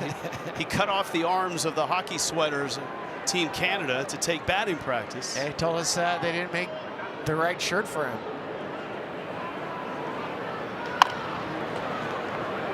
Pulls that one foul. O'Neill kind of trying to recapture those glory years. 31 home runs for the Red Sox in 2024. That was in only 113 games. Maple Ridge, British Columbia. He is Canadian. His dad, Terry, was Mr. Canada, the bodybuilder. And of course, Maple Ridge, British Columbia, I believe Larry Walker. That's right. Hall of Famer Larry Walker. Now O'Neill hits a high pop. That's a long run for McKinstry. And the Gold Glover is there and makes the catch. Kobe Mayo had an interesting weekend, Billy. He did. This is against the Washington Nationals. Hit a home run. Thought it was fair. Big time bat flip. He had something funny to say to himself when he was in the dugout. And then the next day, no bat flip. Acted as if. And it looks like Herder had to come out. Yeah, and he's got a trainer with him. That's not good news for a Tigers staff that is banged up both in the bullpen and in the rotation. We'll take a look at it when we return. Baltimore up 6-4. All right, here's a look. Brant Herder. And you saw Herder there. Hard to tell if it was his back, if it was his hip. Groin. I mean, it's wet out there. The grounds crew's done a terrific job with the infield, the mound, and the plate. And when we get a report, we'll give it to you. This was a Jack Flaherty start. He went 3 1/3. Herder an inning and a third. Connor Siebold takes over. Siebold has just come off the IL. He had a ankle inflammation. All right, obviously they're without Skubal. The good news for Skubal is he's thrown 3 bullpens, and he was soft tossing today, and his clock may be sped up. Troy Melton and Bo Brisky are the next 2 expected off the injured list. They need to get it back, and it's a good thing too with Skubal. We watch him throw pain-free. It seemed like to us. Might have a bullpen session, a live batting session coming up this week. Yeah. All right. Earlier this week, Skubal talked about his rehab and his progress. I think that's the hardest part right now, is because I feel really good and I want to, let it go, but been instructed not to. I'd love to sit here and give you an answer when I'm going to be back, because I want that same answer. I don't have it, but hopefully sooner rather than later, for sure. Well, he's so important as the lead dog, so to speak, in that rotation. If you go back to 2024, in all of his starts, they're 23 over. The rest of the rotation in that span is 11 under. And that's as far as the team winning or losing.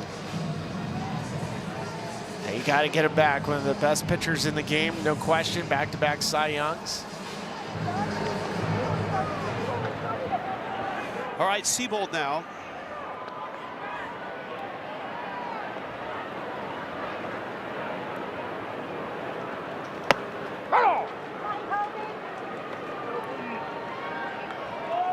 And the pitch to Mayo is a strike, and it's 0-1. Mayo has struck out twice. He saw Flaherty, and then he saw Herder. Smokes that one, just foul. That's over the head of Gabe Workman. 6 runs, 9 hits for Baltimore. 4 runs, 6 hits for Detroit. We're good. Both teams struggling to score runs. Both teams struggling to get hits in this month of May. Rain's coming down a little bit harder now than it was earlier. Got a chance to know Connor Seabold when he was with the Rockies a couple years ago. He's bounced around. Kid out of Newport Harbor High School, went to Cal State Fullerton. Bounces one to Mayo. That's 1-2. Connor's played for the Red Sox, the Tampa Bay Rays, the Braves, and now Detroit. Made a stop in Korea in 2024, pitched quite well as a starter.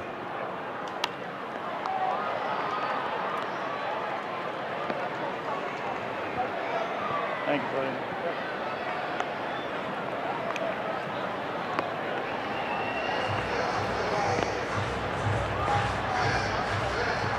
Mayo's out of South Florida, so I'm sure he's played in the rain a little bit. It does get wet there in the spring and the summer.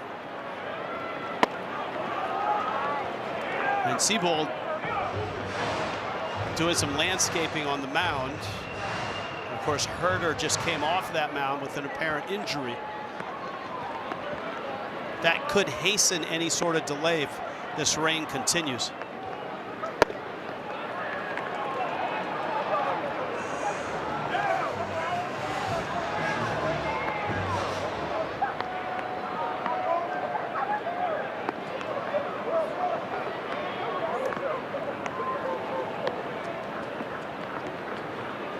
Mayo into center field. That's a base hit. A 2-out hit. It's going to get Holiday to the plate.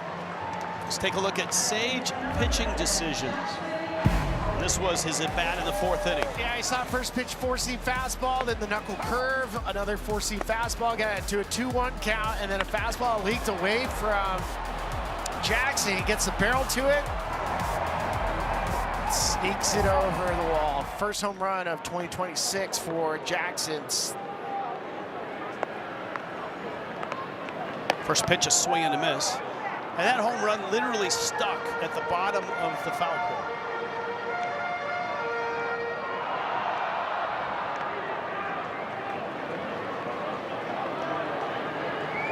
Mayo has 1 stolen base this year. It's a tough track to run on right now, though.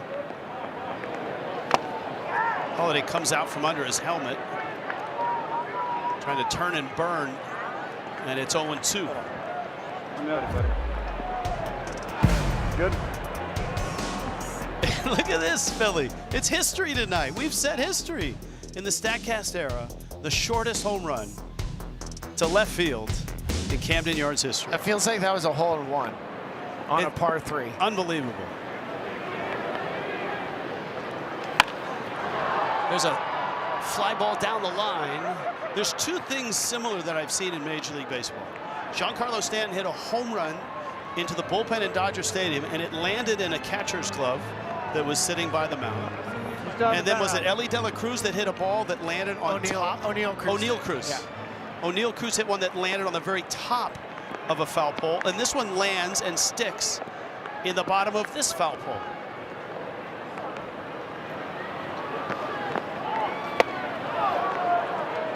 No sweat. We have O'Neal Cruz next week, right? Twins and Pirates. Nope. Did not go. You always look for the barrel, getting past the hands. It did not happen.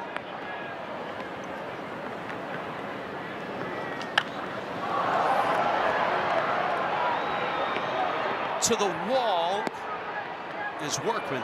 That's not fun, chasing a high pop when it's raining. Now, most players, I mean, the rain doesn't really bother you until you have to look straight up into it, or when you're at the plate, and if it's raining hard enough that you get you get drippage on your face. But for pitchers, it doesn't impact them that much unless where they're landing isn't solid for them.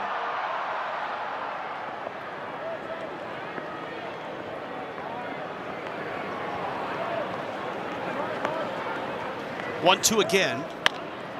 That ball's hit to right. McKinstry is there, and he makes the catch. Runner left on, but the Orioles here on top. Friday Night Baseball, presented by Goodyear. This copyrighted telecast presented by the authority of the Office of the Commissioner of Baseball may not be reproduced or transmitted in any form, and the accounts and descriptions of this game may not be disseminated without express written consent. Earl Weaver, one of the legends of the game.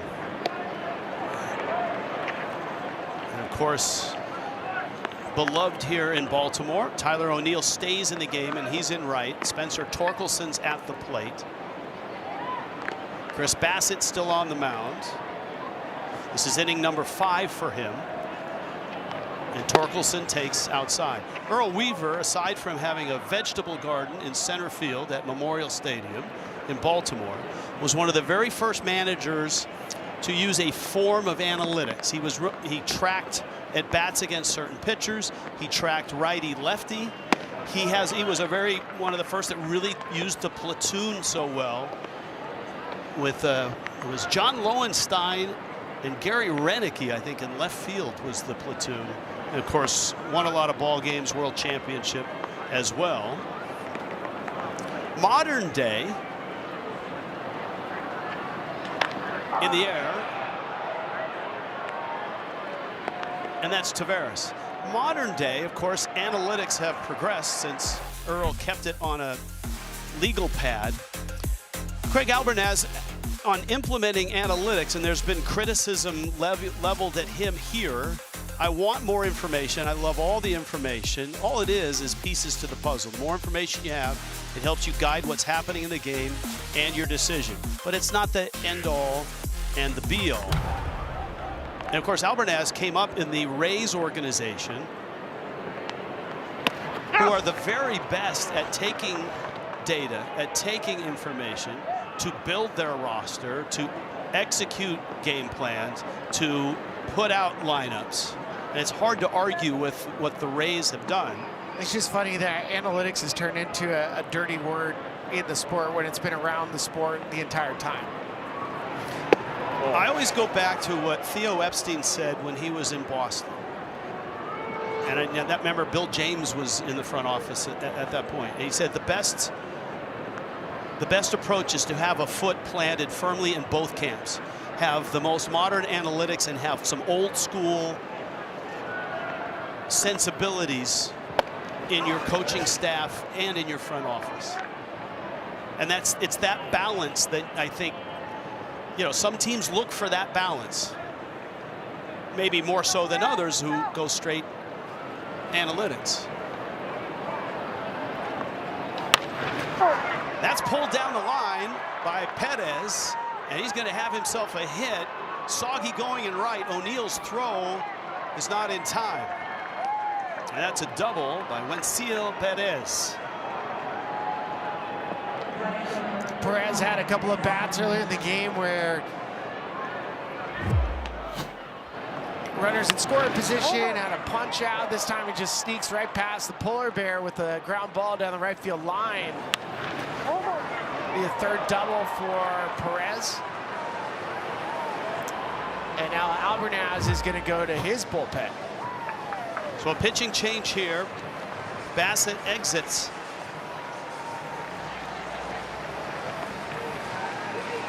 Night Baseball, Apple TV, presented by Goodyear, Ryan Spilborgs, Trisha Whitaker. I'm Rich Waltz. Grounds crew chief, Alfonso Marquez. Radar. Play on, they say. McKinstry's up, and Rico Garcia is out of the bullpen for Baltimore. One of the great storylines in Major League Baseball this year, and somewhat an unknown. A lot of people haven't talked enough about what he's done this year. Yeah, huge numbers for Rico, and you go back, 2019, made his debut with the Rockies. He was a 30th rounder. And a lot of his baseball career should be out to Gunnar Henderson. He credits his dad.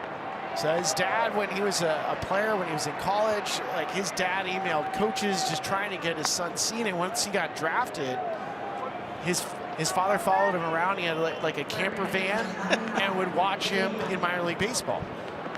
Yeah, Benny Agbayani is the only other major leaguer out of Hawaii Pacific University.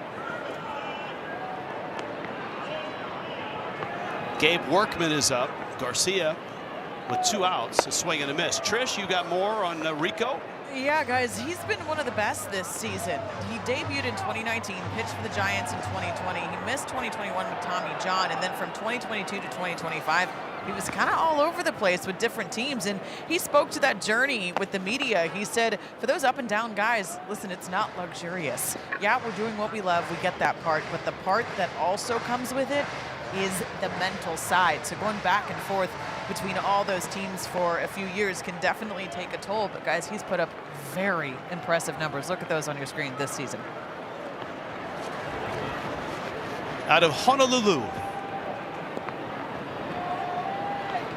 That's a strike. I'm surprised he's not a quarterback. The hitter is challenging the pitch. It's a challenge by the hitter. And it's brought to you by T-Mobile. Pitch is a ball. Pitch is a ball. St. Louis High School in Honolulu produces great quarterbacks. Tua went there. Marcus Mariota went there. Timmy Chang, one of the greatest passers in NCAA history, went there. And that's where Rico Garcia went.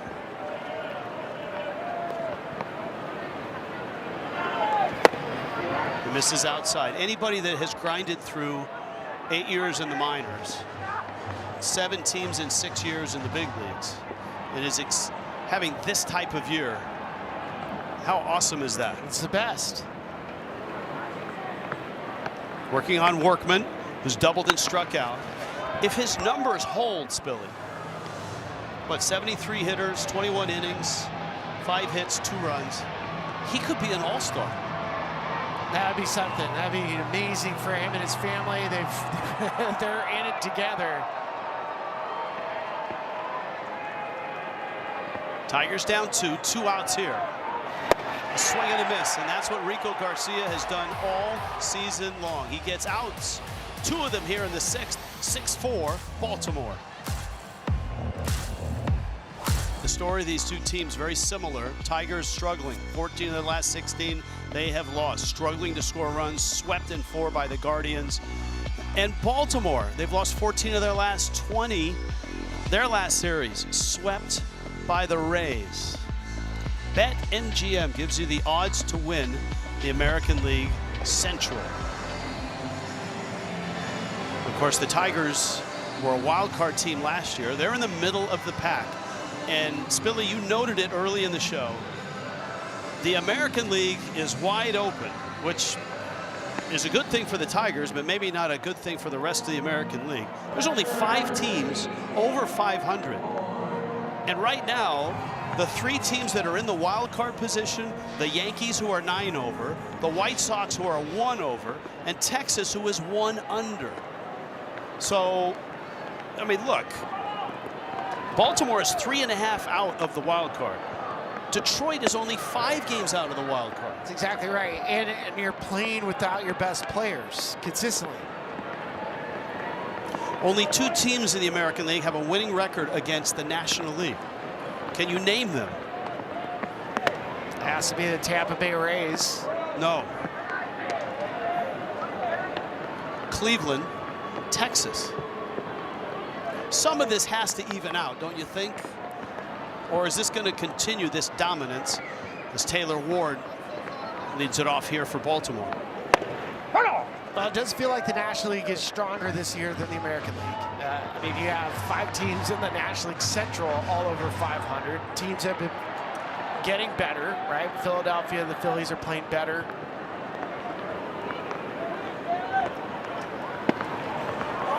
And that was, you know, part of the discussion with both managers, acknowledging that they're scuffling, but also recognizing that if they just have a good 2 or 3 weeks. Yeah, well, there's a couple teams like that. Boston, Toronto, Seattle. 3-2.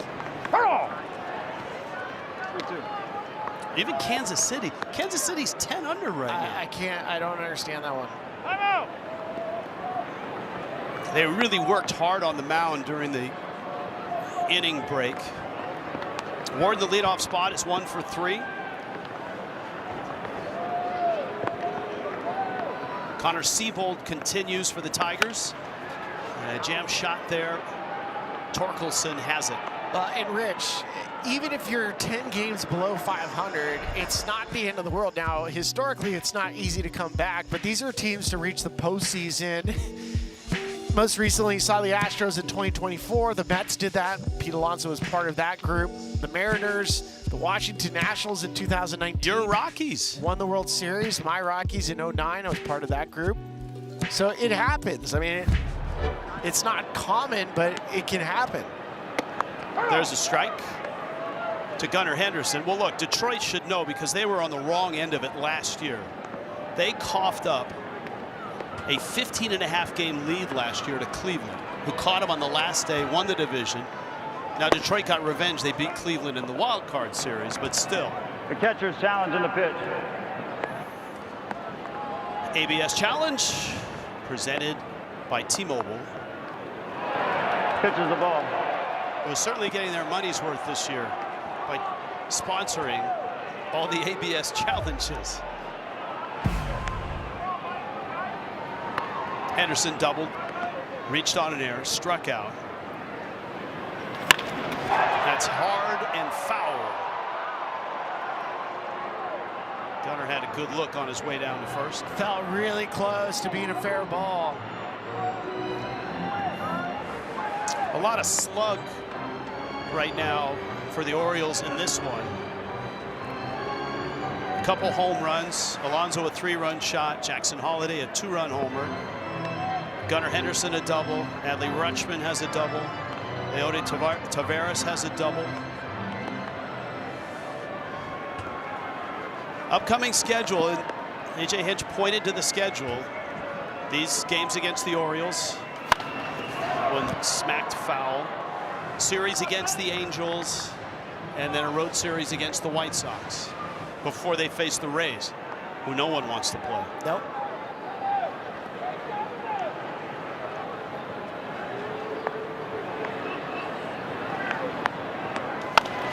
And that Rays reference, we can rekindle the analytic discussion. Who's the most analytical major league team going? Is it the Rays? Cleveland? I would say Detroit. I mean, Detroit uses all these leverage opportunities, how they think about certain matchups where you put guys in the lineup.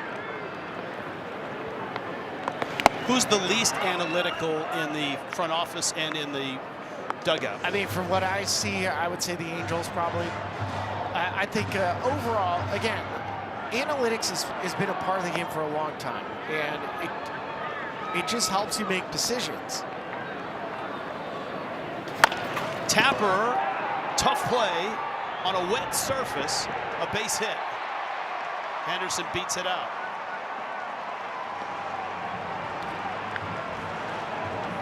Zillow presents the home field advantage. Adley Rutschman is on his home field, and he's taken advantage of that quite well this year, including a double in the 4th inning. I'll give you an example of some analytic stuff. If you have a hitter that, you know, if his batting average against fastballs over 95 is 0 for 30, and you have a starting pitcher who's left-handed, the hitter's right-handed, and that lefty throws 95 and above. Do you want him taking a lot of at-bats? The answer is no. And if he is in the lineup, he's probably moved down in the lineup. So Rutschman takes high. It always interests me as to how managers manage a team with heavy analytics coming from the front office. That's a delicate dance. The best, in my estimation, over the last 15 years was when Bob Melvin was in Oakland, because Oakland was as advanced as anybody coming out of that Moneyball era. Pitches inside. And all they're trying to do is take real life data, so what you do well, and then from a hitter standpoint, you're trying to find what your hitters do well and find the right matchups. That's it. That's it. Not depending it on the eye test, which you have to use your gut and you have to use your eyes. That's a strike.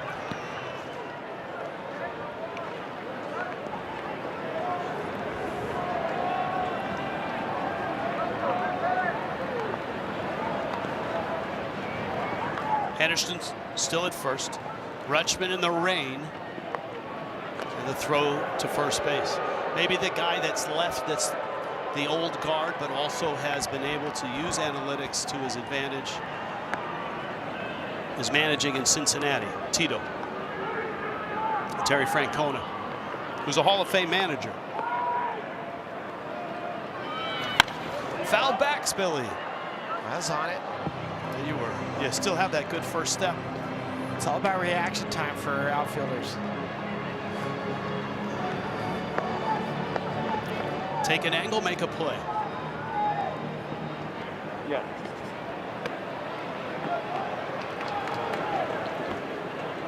Bottom six here, 6-4 Baltimore. Long balls for both. Sharp ground ball, that's going to find the outfield. And racing around second is Henderson. He'll get to third. Rutschman has his second hit tonight. And this all sets up for Pete Alonso, who has a 3-run homer tonight. As ball just has eyes, 94-mile-an-hour fastball up. It's 108 off the bat, so squared up, really nice from Adley, who just sneaks right past the defense of the Tigers.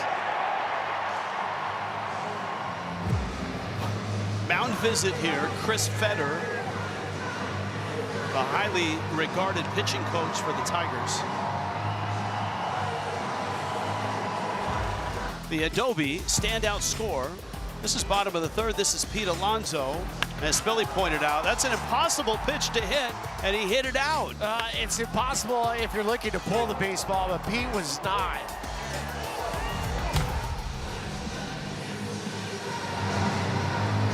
And you always know when Pete Alonso is going well is because he drives the ball opposite field, and he's been one of the best at driving in base runners.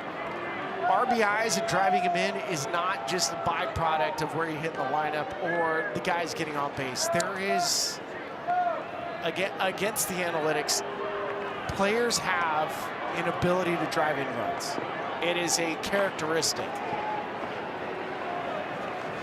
And we noted that only Aaron Judge has driven in more than Alonso in all of baseball since 22. Swing and a miss. It's 0-1. You saw Finnegan ready in the bullpen. This is game number 51 for Baltimore, and Alonso's sitting on 10 home runs.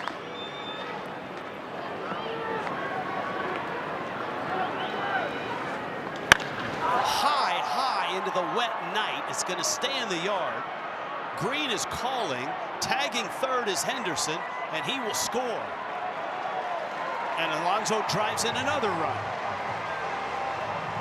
So there's an example of Pete Alonso knowing what he wants to do. He's looking for a ball that's up in the zone or something that he can get into the outfield, because he does not want to ground into a double play.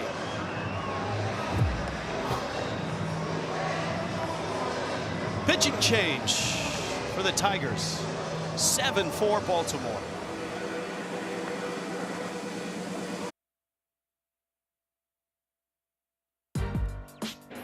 Lauren Gardner with your Apple TV studio update. Rays Yankees in the Bronx top 8. 1-1 score. Richie Palacios with a hard-hit ground ball off the glove of Tim Hill. That will score 2 runs. They went on to tack on another 4-1 the score in the Bronx. Rich? LG, the Rays just keep rolling, man. I mean, they find ways to win games. They're a Rubik's Cube to the rest of the league. They cannot figure them out. Look at that, 33-15. Kyle Finnegan out of the bullpen for the Tigers. Orioles have tacked one on here in the bottom of the 6th. On a soggy night here in Baltimore, rain has picked up. Grounds crew's done a nice job to keep the mound going and the plate area as Samuel Basayo takes in.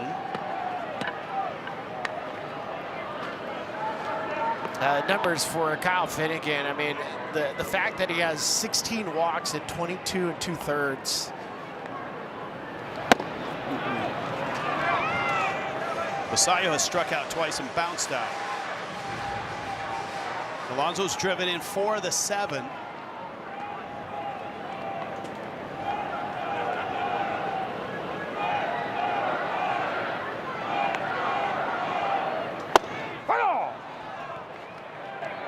The batter is challenging the pitch. Basayo, they only have 1 left. The pitch is a strike. Baltimore is out of challenges. Mike Estabrook joining the show. Yeah, that one did not miss by a little bit. That was well in the strike zone. T-Mobile bringing you the ABS challenge there. 2-1. Oh my God. You could hear the exclamation. He didn't like the call. That didn't miss by much, but it did miss. Obviously out of challenges. He said, hey. They're still arguing at home plate. So Baltimore has missed both challenges as hitters, and both those hitters have been catchers. Go figure.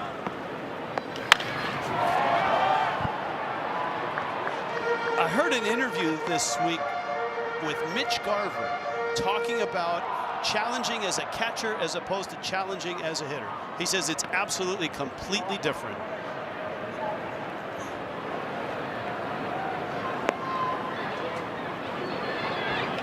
Whoa! Whoa! What about the pick by McGonigal? That was a screamer up the middle. McGonigal makes the play. By law, he has to lead off, and he will. 7-4, Baltimore. 108 off the bat. Sounds like that. Yeah, forced Finnegan to duck a little in between Hoffer and Kevin McGonigal. I mean, sometimes the glove catches the baseball in accident just because the ball's hit too hard. Yanir Cano, and I jumped the gun on McGonigal. He's not leading off. I felt that was going to be enforced. You make a nice play, you get to lead off. Blaze Alexander enters the game. He's at third. Hao-Yu Lee, who's had a really nice night tonight for the Tigers. RBI double in the 3rd. Infield single that knocked in a run in the 4th.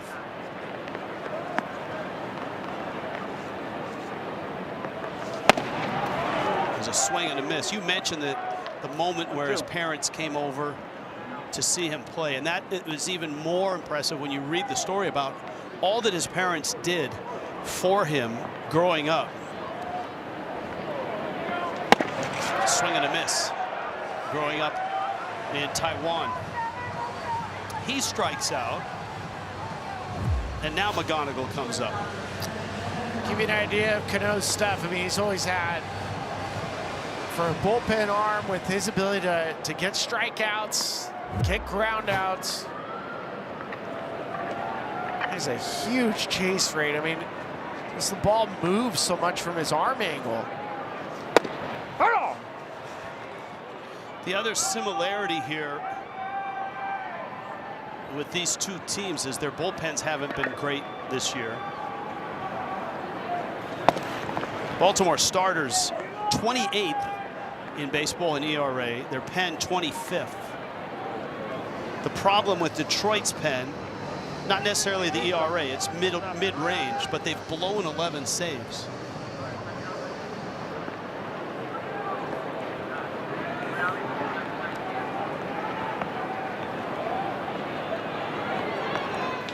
McGonigal pulls it. Alonso looks like a mudder, doesn't he? I mean, he's got the mud everywhere on his front side. Backside's relatively clean.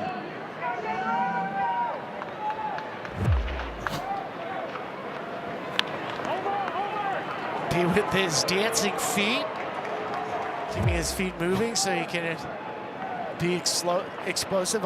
You're seeing a lot more first step jumps from outfielders, infielders.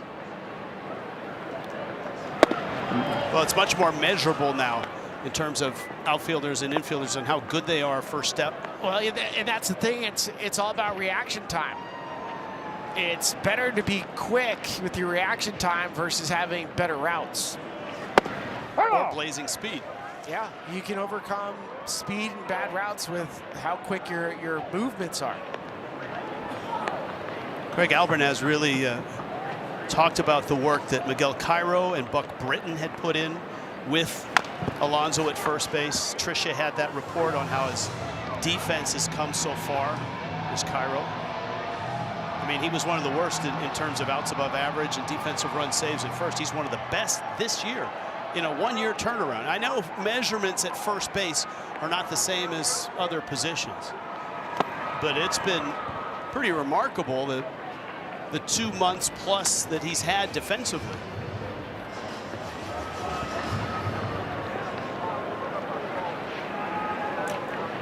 Dingler at the plate. He's 0 for 3.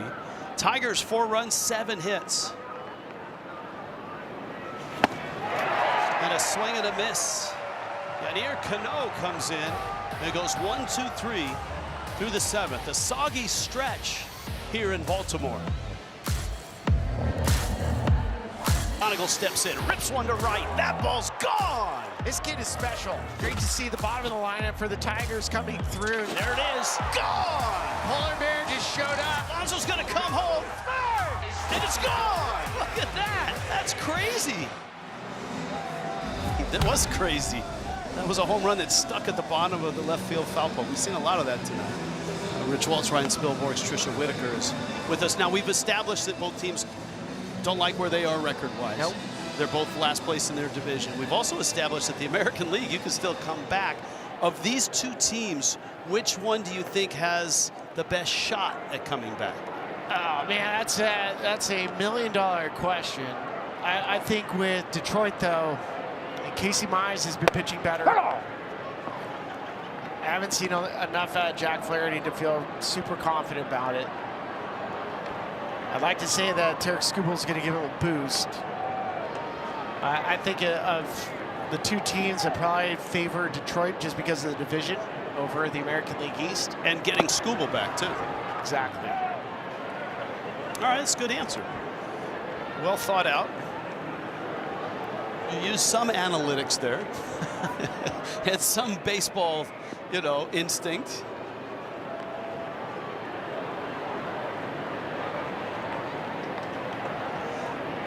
Taveras takes outside, doubled, back in the 2nd, bunt, single, scored in the 4th, bounced out in the 5th.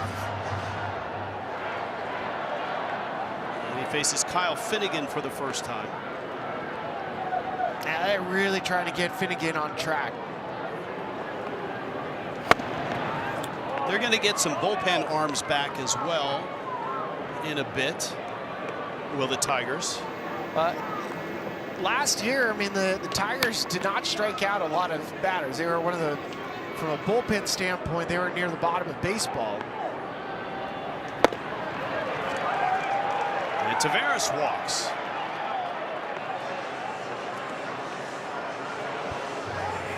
Here's your bullpen tonight.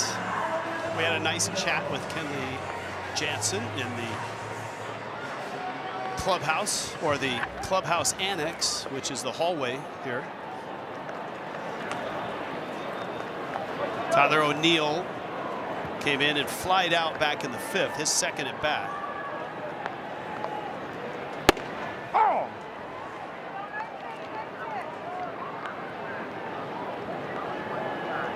Blaze Alexander is on deck. He came in defensively. There he is. What is he, third all time? Third all time. He's getting close to 500 career saves. You don't want to throw that. He can't get to 600 like Mariano or Trevor Hoffman, but highly unlikely. 500 is ridiculous. Especially for a guy who was a catcher when he entered the Dodgers organization.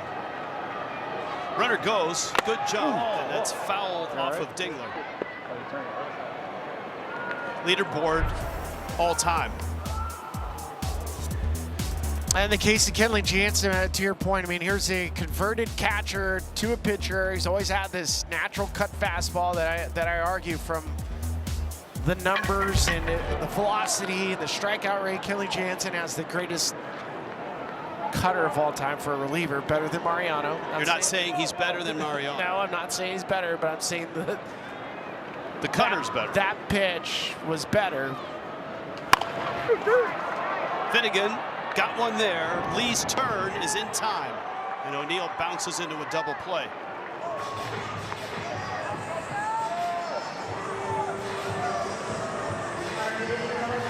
And Blaze Alexander gets his first at bat.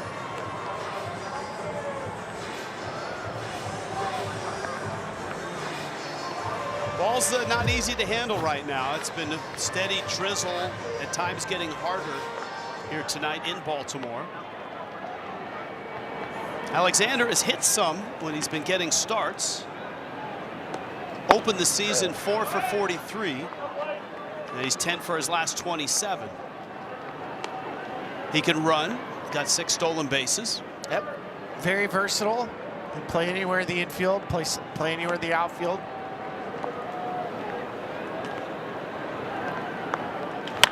And he can hit. That ball's deep. Green goes back, looks up, off the wall, right under the 376 sign. And Alexander has a 2-out double. That would be a ringing double. Yeah, and a splashy double for all the fans in left center with Mr. Splash. A little 4-seam fastball, squared up, and for Blaze, lives to his name. I'm just impressed that Mr. Splash is going on, that fans are getting sprayed with water on a night where it's rained from the very start. Yeah, it seems redundant. Oh, tarps off. Tough night to go tarps off here. Holiday. There's Mr. Splash.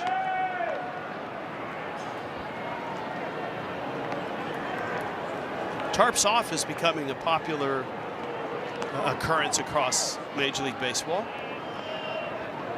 I think it started in St. Louis, right? High pop. Workman after it. Green comes in, and they're not going to get there. And it's out of play. If you've not seen tarps off yet, if you haven't watched baseball this last week, it's when a group of male fans, importantly, it was take off their shirts and it was a baseball club. Stephen F. Austin was the baseball club. They were in St. Louis. In St. Louis, and they went and did it. Ollie Marmol invited him in the clubhouse the next day.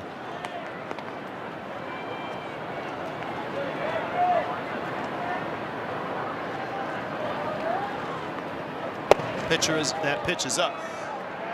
One of the most impressive tarps off, maybe the biggest I've seen in person, was in Seattle about 3 nights ago, when about 4 sections of the upper deck suddenly went all tarps off. And it drew, there was a stream of men going up to that section for like 3 innings. Young and old, removing their shirts. They had chants. It was very well choreographed. It was like a flash mob that you see at Times Square, Spilly. And people still do that? I don't know, but it's the only thing I could think of.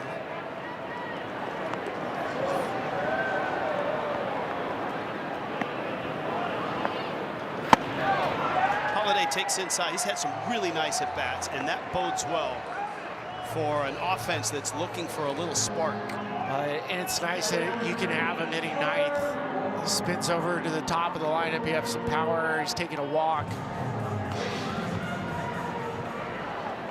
But for Kyle Finnegan, again, it came in with the highest walk rate in his career. It's averaging over 6 walks per 9. Taylor Ward now first and second. Baltimore looking to add on here with 2 outs in the bottom of the 7th. The Orioles have lost 3 straight, 5 of their last 6, 14 of their last 20, and runs have been tough to score in that 20-game stretch. That's a strike.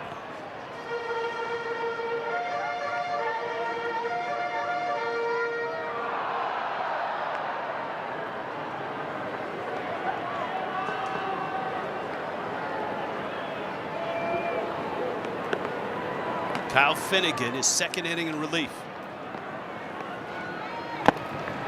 Timeout. Ward was a hitter that always seemed to be behind somebody else in the Angels organization in the outfield. Obviously, Mike Trout was there for a long time. Brandon Marsh was there for a while. And he finally got a chance to really show what he could do. Last year, 25 homers. Last 2 years, 25 and 36 homers. So kind of a breakout for him. He's found a home here, and his walk rate has skyrocketed. He's getting on base as well as anybody in baseball.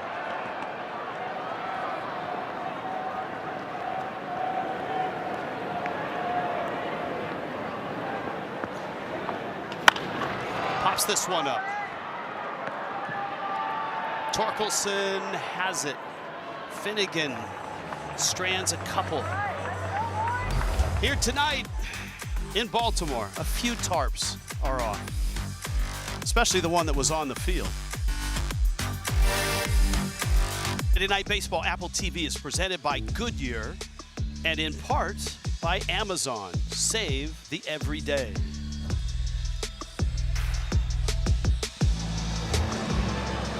Baltimore, it continues to rain. Tip of the cap, major tip of the cap to our women and men who are out in the elements, running camera, audio. Yep, crushing it. Crushing it. Trisha does have an umbrella, but still she's been out in it. Chris Bracey, our producer, and Jason Lobb, our director. Dry and ensconced in our Apple TV production truck.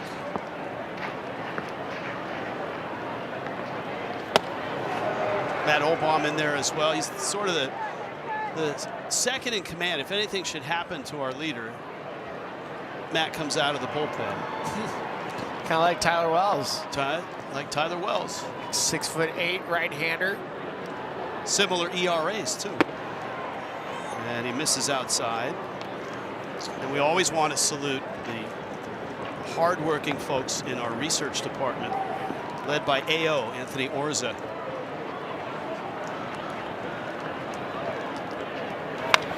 Colt Keith was kind of the result of the opener used by the Orioles. He didn't start, but he's on his 3rd at bat. Jahmai Jones started against the lefty Keegan Aiken, who pitched the 1st inning, and then Chris Bassett went 4 1/3. Keith is 0 for 2, and he fouls that back.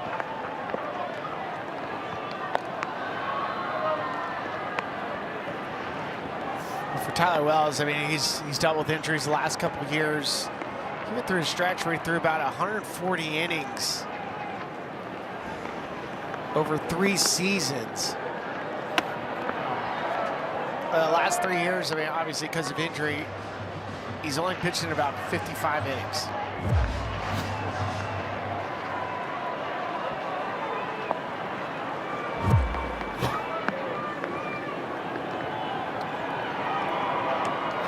I think that's, one of the underlying things is the theme tonight is how can the Orioles and the Tigers get back to where they want to be.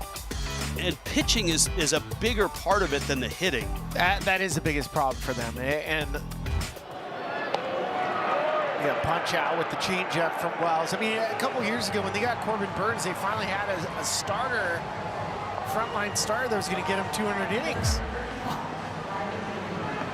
Yeah, well, that didn't last long, right? No, I mean, but they get Corbin Burns, and it was like finally a starter that eats up innings like Mike Mussina. They just haven't had it for such a long time.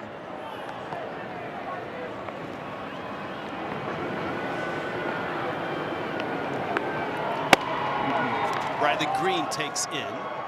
If you've just joined us and haven't been around for most of the night in discussing the Tigers, we have given you some good news about Tarek Skubal's return.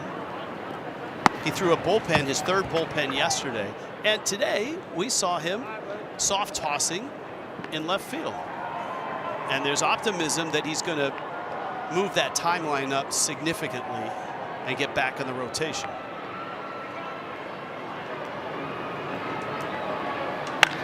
Green hits a mammoth fly ball to deep center field. Tavares to the wall, and he makes the catch. Trisha, you got more on Skubal's apparent return. Yeah, I spoke with him briefly before the game. He said there's absolutely no pain. And guys, you might notice he's with the team right now. He said it was really important for him to be with the team and work with the Tigers pitching coach. He wants to be there to support the team so that when he comes back, he's been there all along. AJ Hinch told me that he's throwing near game velo. That's all he would tell me. He said, we're not going to put a number on it, but it's near game velo. He's throwing his full arsenal, and he's kind of on that 5-day cycle right now. So on Tuesday, he's going to throw again, but they want to make sure that he can be at that 4 to 5 inning mark before he comes back. And Hinch said, listen, he may or may not face hitters on Tuesday. So that's good news, guys. Torkelson up the middle. Henderson to his left, flips on to first in time. Baltimore's bullpen been all right tonight. 7-4 Orioles. Our game summary and cap off the night presented by Blue Moon. We go to the 4th inning. Tavares leads it off with an infield single. Then you had Colton Cowser first and third. Kobe Mayo comes up. You get a balk. Run comes around to score. And then Jackson Holiday with an opposite field 2-run home run, which looked like a hole-in-one to us from up here. That ends up running out Jack Flaherty, who goes 3 1/3, 8 hits, 3 earned runs, 6 runs total. But he did strike out 7 with no walks. Interesting line for Jack Flaherty tonight. Gunnar Henderson leading it off here in the 8th. You get a sense that this whole series is going to be like this. The weather this weekend is supposed to be much like we've had tonight. On and off rain. Yeah, this is supposed to be the nicest day.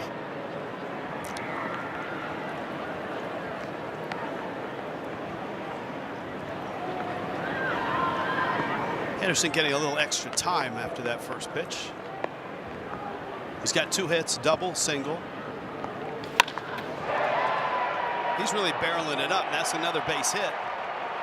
So a 3-hit night for Gunnar Henderson. You noted at the outset of the telecast, as you take a look at Emmanuel De Jesus who's come in, that Henderson's metrics in terms of, launch angle and barrel and all that aren't that bad. No, they're not that bad. It's just the chase percentage and the strikeout rate. And also for Gunnar right here, you can see him go right back up the middle. I think he got, when it gets a little bit cold and if you don't get it off the barrel, I think the first swing rattled his hand because I keep seeing him shake out his hand at first. Gunnar is. Rutschman 2 hits, swings and misses. Let's see if we can see some rattle. Well, yeah, that's rattle the barrel right there, but much more simple swing directionally. He's up the middle, so he's not stepping across his body or stepping towards first where you get rotational. Rutschman swings and misses. It's amazing how many hitters will tell you when they're struggling and when they start to come out of it, and you ask them, how have you come out of it? They say, I just tried to stay middle. And that's sounds simple, but it's not that easy to accomplish. Now,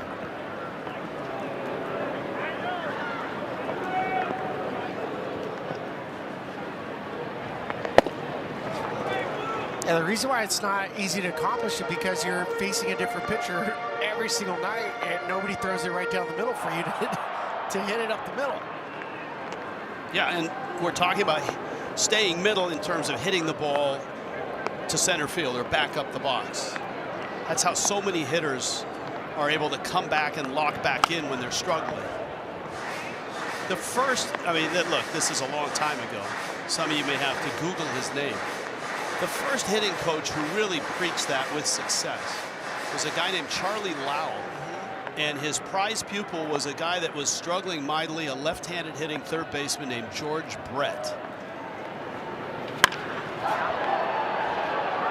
Out into center. And it's caught there. Runner tags and bluffs and hustles back to first. With more on Gunnar Henderson, here's Trisha Whitaker. Yeah, guys, as we know, Henderson had a bit of a slow start to the season. He was just in a lull. Craig Albernaz told us before the game, he said sometimes when you're a star player and you're going through a rut, you can just do too much and put too much pressure on yourself.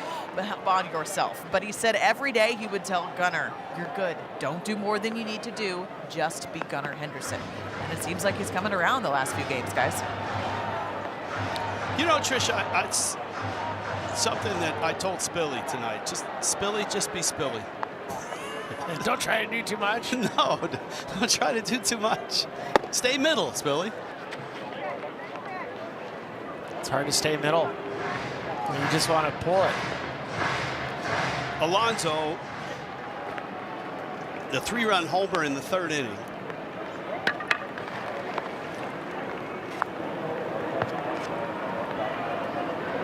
Sometimes hitters will look at tape video, pitchers will do it, broadcasters sometimes do. And I suggest if you're an analyst or a wannabe analyst, go back and listen to the bottom of the third and listen to Ryan Spilborgh's during the Pete Alonso at bat. Swing and a miss. Because Alonso, with the infield really shaded over towards second base and a big hole there, was tailoring his swing to go right center.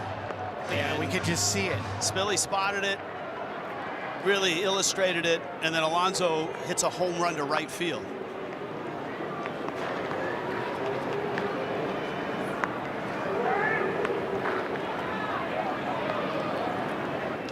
Look at that, Spilly. He's going to catch it. Oh, diving catch. McKinstry, the Gold Glover, sells out, gets a face full of moisture, and heads up, tagged by Henderson to get to second in the mud. McKinstry, I don't know if he forgot how many outs there were or if he was just catching his breath, but Gunnar Henderson, I love that he's not taking a moment off. This is a great play from Zach McKinstry in right field. Good route, lays out, and then he just kind of holds it there. I think he thought it was the last out of the inning, or he was enjoying the slip and slide tonight.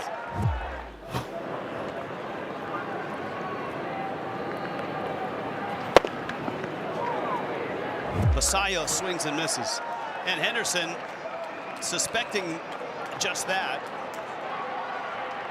It's a lot of diving on that play. Yeah.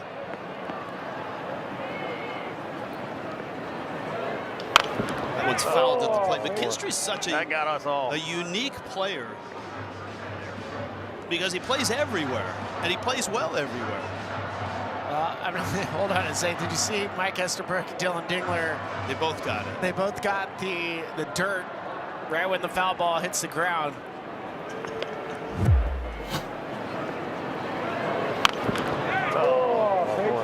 That got us all.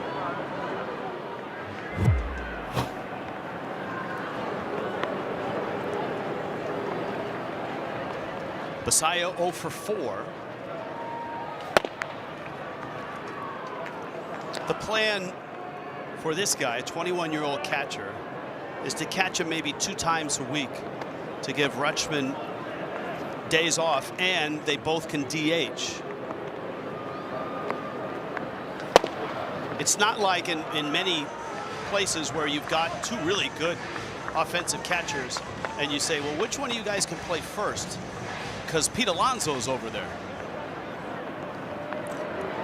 You were talking about him earlier on. I mean, it takes a little bit of time, especially for a young hitter, to get accustomed to DH at bats, which I think is why he struggled early in the season. I think he's grown comfortable to a routine of what it feels like to DH. I mean, I see it in Colorado. Hunter Goodman's a great hitting catcher, but on the days that he's not catching, he's not a good DH.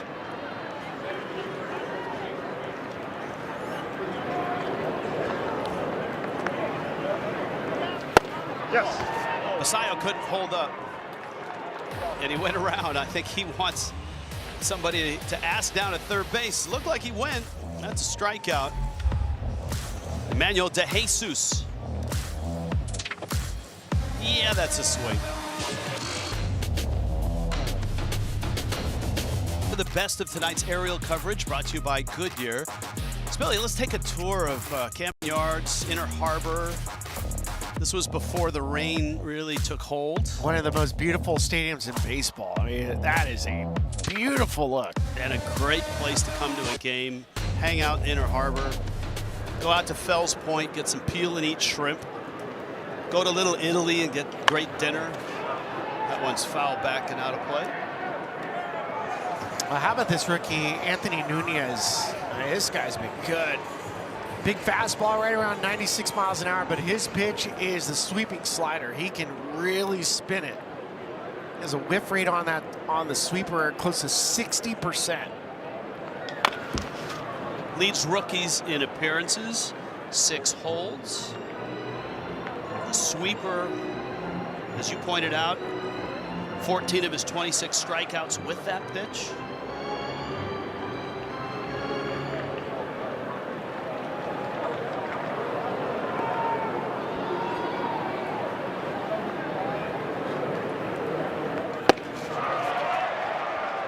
Gets Perez for the first out of the 9th inning. Safe situation here.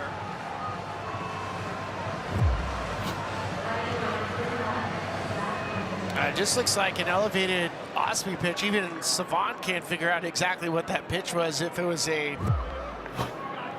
cutter, that definitely wasn't the sweeping slider.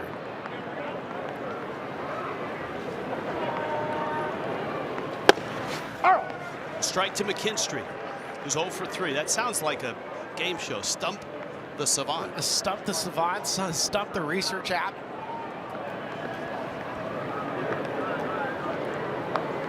Rookie has 2 saves in his first year in the big leagues. Out of Tampa.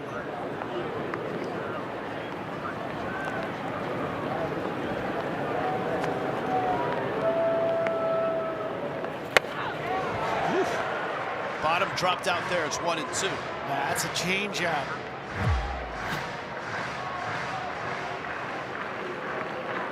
Yeah, bottom drop straight. And anytime a changeup goes straight down, it is virtually impossible for a hitter to hit it.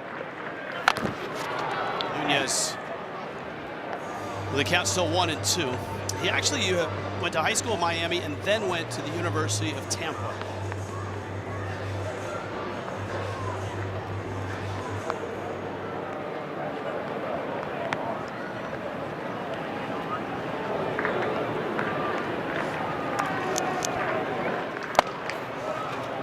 Pretty good managers came out of that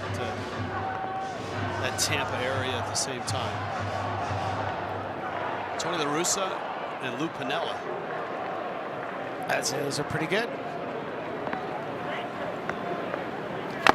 Oh, and fouled at the plate. Baltimore used an opener to start with Keegan Aiken. Then you had Chris Bassett going 4 to 3rd. Rico Garcia came in. Yainer Cano, Tyler Wells, and Anthony Nunez. The challenge you always have to start a series off is that's a lot of work from the bullpen. Pitches in the dirt. McKinstry. And you got Gabe Workman on deck. Tigers on the precipice of losing their 7th straight. 15 of their last 17.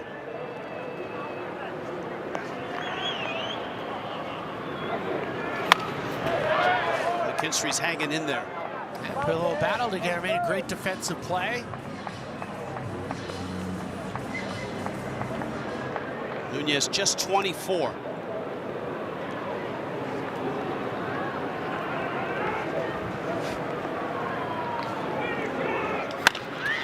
To left, Ward goes back and makes the catch. There's 2 outs in the ninth. Not pretty. The opener, first pitch from Keegan Aiken was hit out of the park by Kevin McGonigal. Bassett at 4 1/3. He's eligible to get the win here. But look at the zeros for Craig Albernaz after that. Yeah, the Tigers haven't had a base runner since Wenzel Perez hit a double in the 6th with 1 out.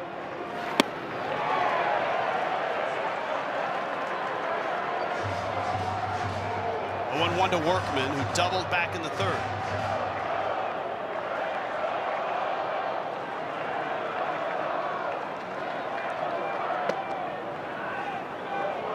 As we noted, the Tigers were kind of looking at this stretch of games. 3 at Baltimore, 3-gamer at home against the Angels, and 3 on the road against the White Sox for an opportunity to at least get their footing and try to start back up the standings. And it doesn't look like that's going to start tonight. 1 and 2 to Gage Workman. Nunez bounces it up there.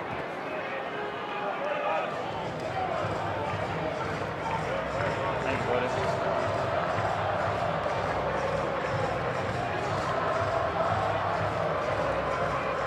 Love the Orioles fans. They've braved the weather to see this.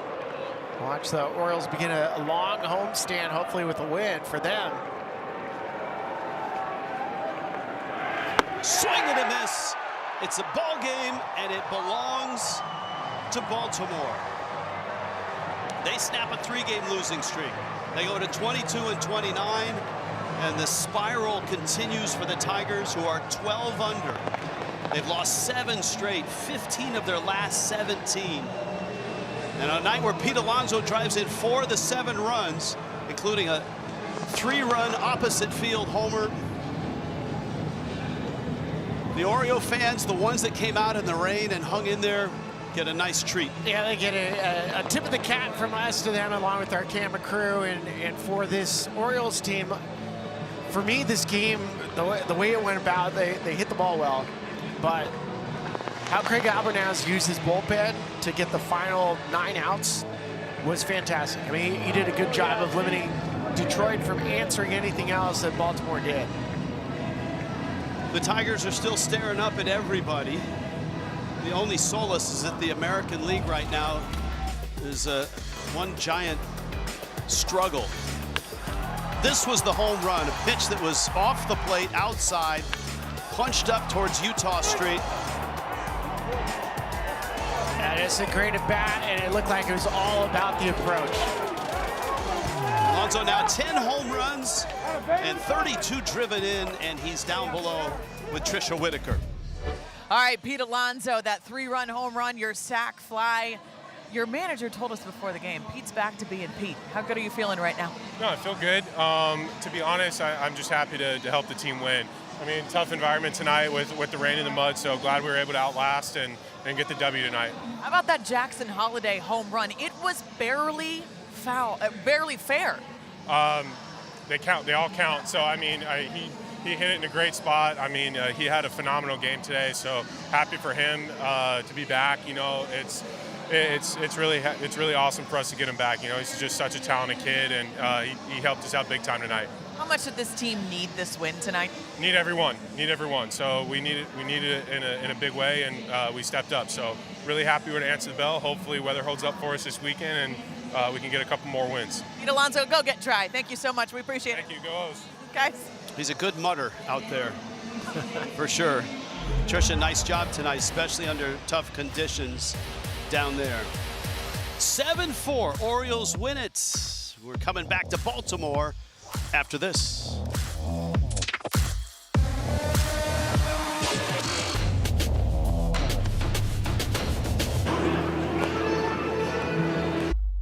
Every swing we've seen from Pete today, you can tell he is focused on driving the ball to right field. So everything's going to be inside to Pete if you're throwing fastballs. With runners first and second. There it is, right field and deep. McKinstry looks, gone.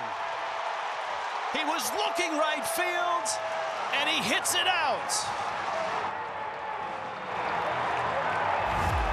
Ladies and gentlemen, Ryan Spilborg. Stay my magician. Doing his Orioles fly away, I guess, is that is? That's what it is. Yeah, Pete, Pete was awesome tonight. He was, and look, I think for both of these teams, they're looking for a spark. Alonso drove in 4. The other guy at the bottom of the order, significantly, I think, for the Orioles tonight, is that Jackson Holliday looked great at the plate. Yeah, he only had 4 at-bats coming into tonight, but he had the opposite field home run, had a clean single. I think he made a couple good defensive plays. You love seeing that. First home run of the year for Jackson. And when we watched it, watch this on StatCast powered by Google Cloud. Does this not look like he hit a hole-in-one? Like, if this is a par 3, 160 yards, he jarred it. And the ball stuck right there. It stuck right underneath the foul pole. Have not seen that ever. No. We saw the one that hit the top of the foul pole, and that one just stuck. All right, if you're looking for a bright spot for the Tigers, it was the first pitch of the game, and Kevin McGonigal. Very special player with Kevin McGonigal. 21 years of age, he signed long-term, fantastic approach, and the very first pitch of the game, we say it, sometimes when you're the leadoff hitter, you have to make up in your mind before you even walked up to the plate if you're going to be aggressive first pitch, and he was. It's a 21-year-old. He's got family here. He's from the Philadelphia area. He grew up idolizing Chase Utley. That's not that far away, and they're all here, and so is he. That's a really cool moment on a miserable night. There he is with his friends and family around him. I think I can root for Kevin McGonigal for a long time. He was, that's a special kid down there. 21 years of age, hanging out with friends and family in the rain when you know he wants to just shower and go home. Yeah. Detroit fans are going to love him for a long time, you got to think. All right, pregame predictions presented by BetMGM. Alonso gets a green check mark. Orioles get a green check mark. Wait a minute, Gunnar Henderson? Oh, he didn't drive in a run, but man, he looked good at the plate too.